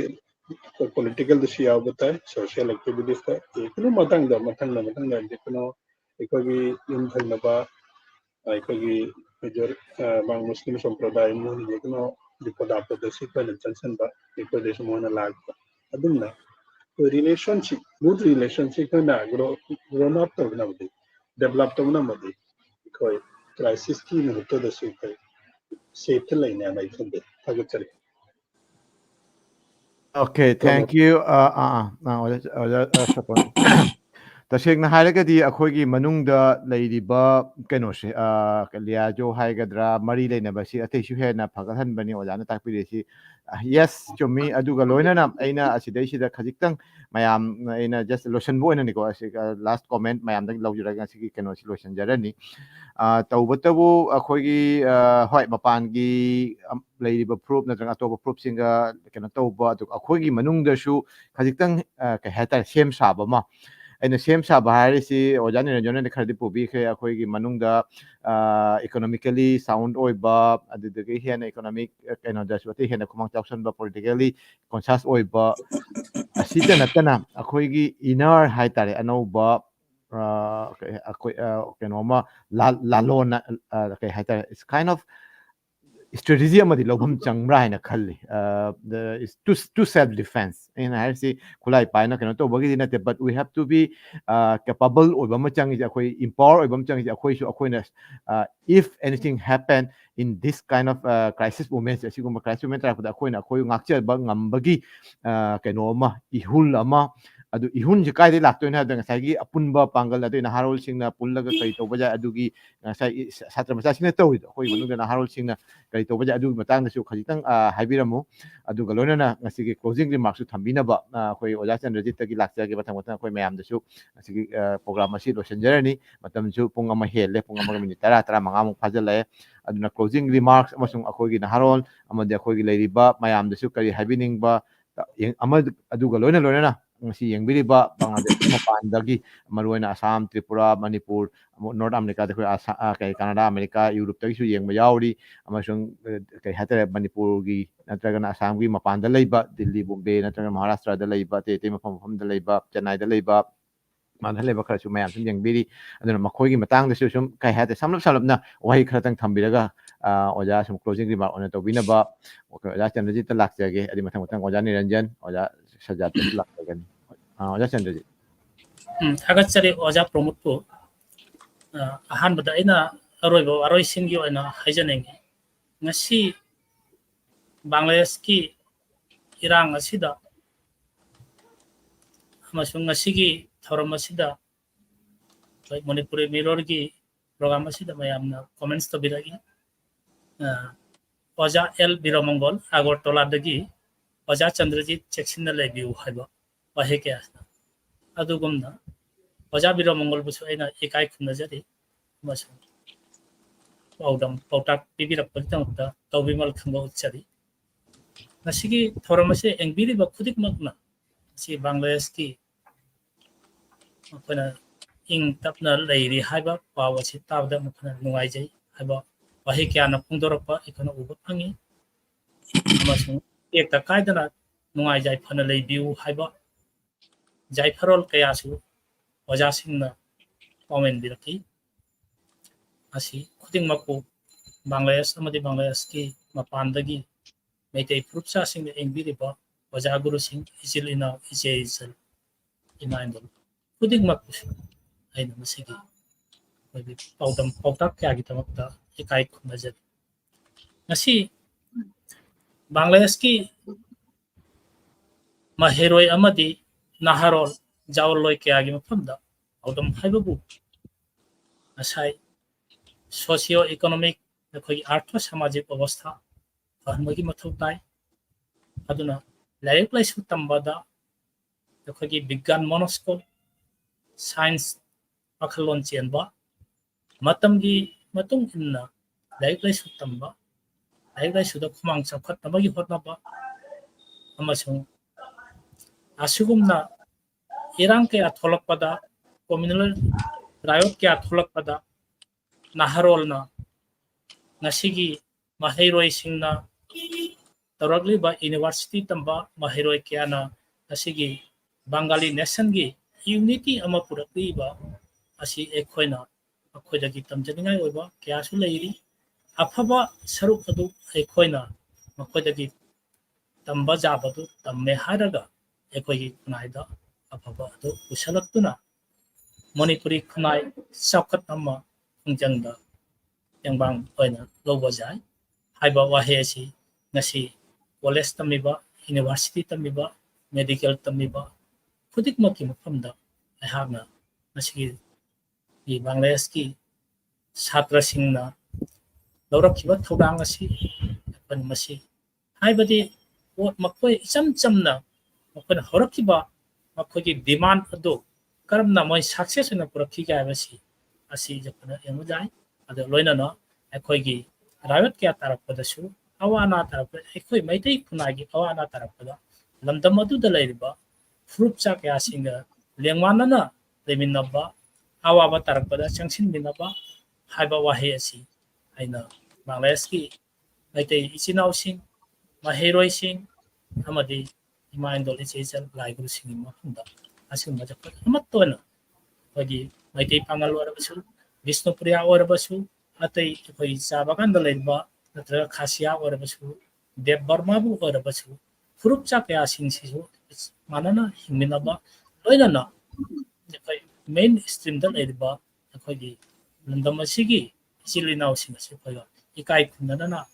ꯈꯨꯠ ꯁꯝꯅꯅ ꯆꯠꯃꯤꯟꯅꯕ ꯑꯃꯁꯨꯡ ꯄꯣꯂꯤꯇꯤꯀꯦꯜꯗ ꯑꯩꯈꯣꯏꯁꯨ ꯀꯟꯁꯟꯁ ꯑꯣꯏꯅ ꯆꯪꯁꯤꯟꯕꯤꯕ ꯄꯥꯝꯃꯤ ꯍꯥꯏꯕ ꯋꯥꯍꯩ ꯑꯁꯤ ꯃꯤꯌꯥꯝꯒꯤ ꯃꯐꯝꯗ ꯊꯝꯖꯔꯤ ꯃꯌꯥꯝ ꯇꯪꯗꯨ ꯂꯩꯇꯥꯅ ꯏꯪ ꯇꯞꯅ ꯕꯪꯒ꯭ꯂꯥꯗꯦꯁꯀꯤ ꯃꯤꯆꯝ ꯄ꯭ꯔꯖꯥ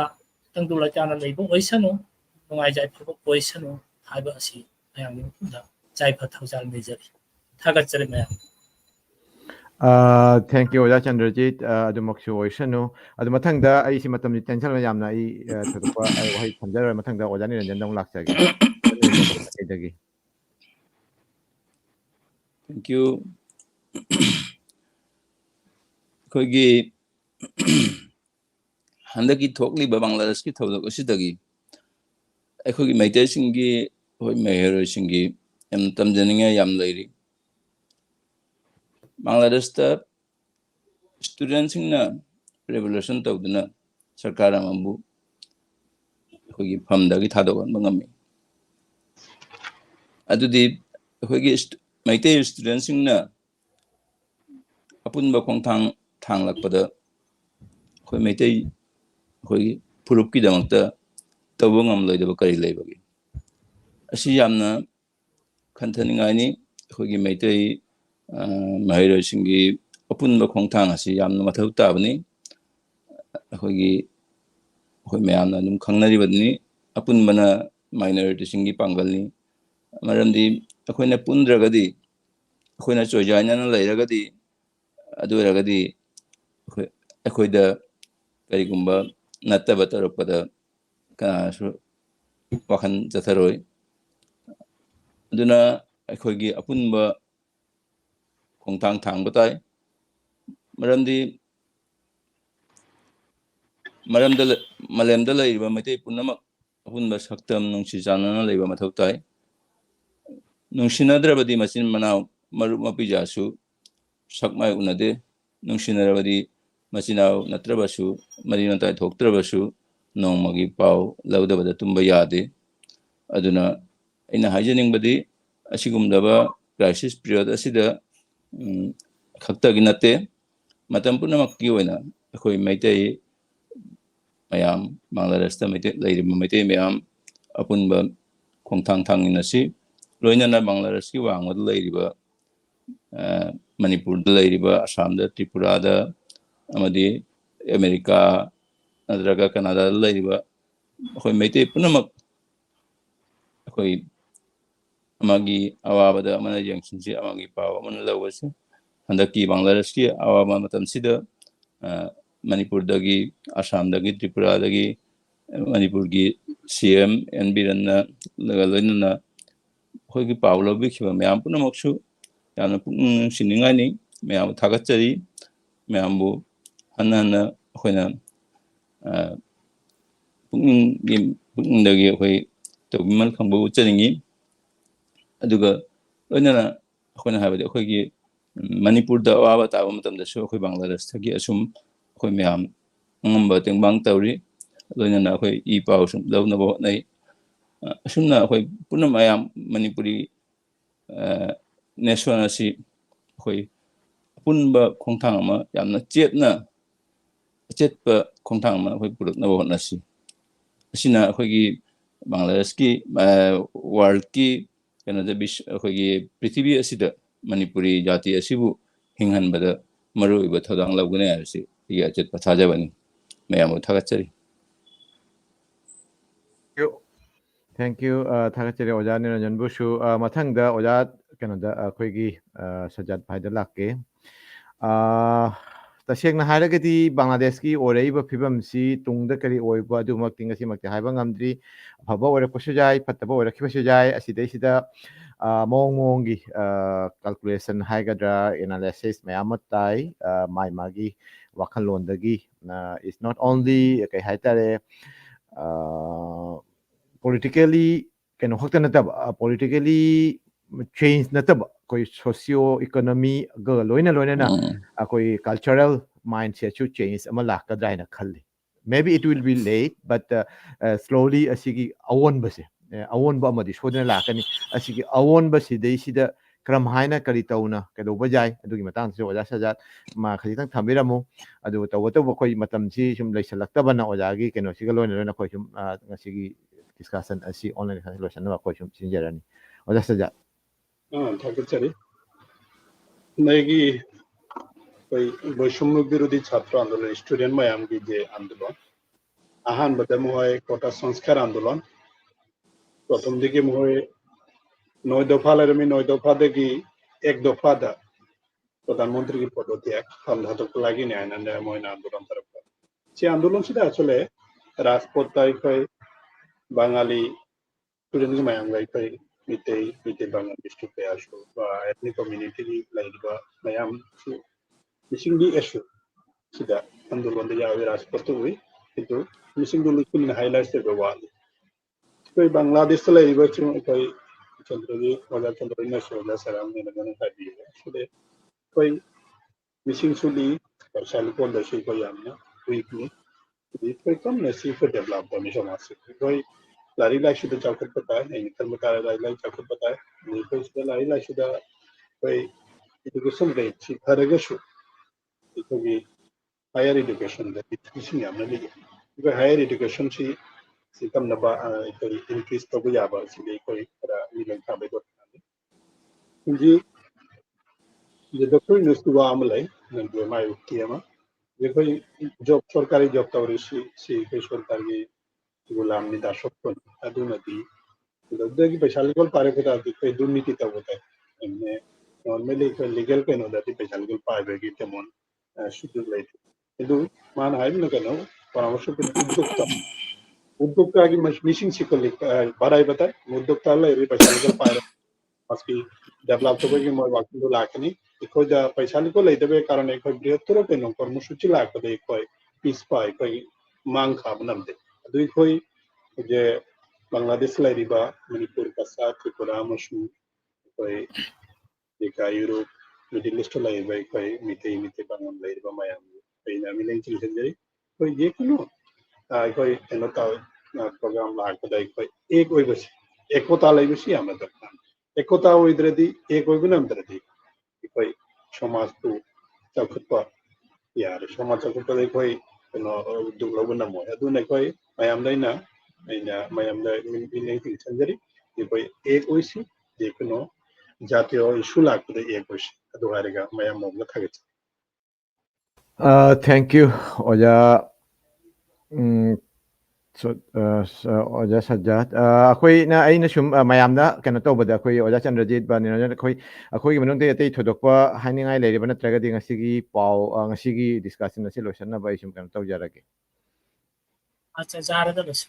okay अदुरगदि ताबिरिबा यंगबिरिबा अमसुंग तुंगदसु लाकदबा यंगदबा मयामदसु अखोइना अमुकसु Hannah Manipuri मिररगी माइकैदगी guy खुमनजरी अमसुंग नोलुक्चदुना निसिंगजरी ngасigi asumna mathang mathang akhoi sum khara khara kai hata koina khangjaba heijaba adu sum mayam sum pawdam moina thamjage duga loina loina bangladesh ta leriba khoi sinau sing mayam su tekta kaidre nuaina leibiu mapandagi hangbirei ba mapandagi akhogi tamo awa nuai phongdok pirekpa puno makusu thagachari ikai khomjari thank you all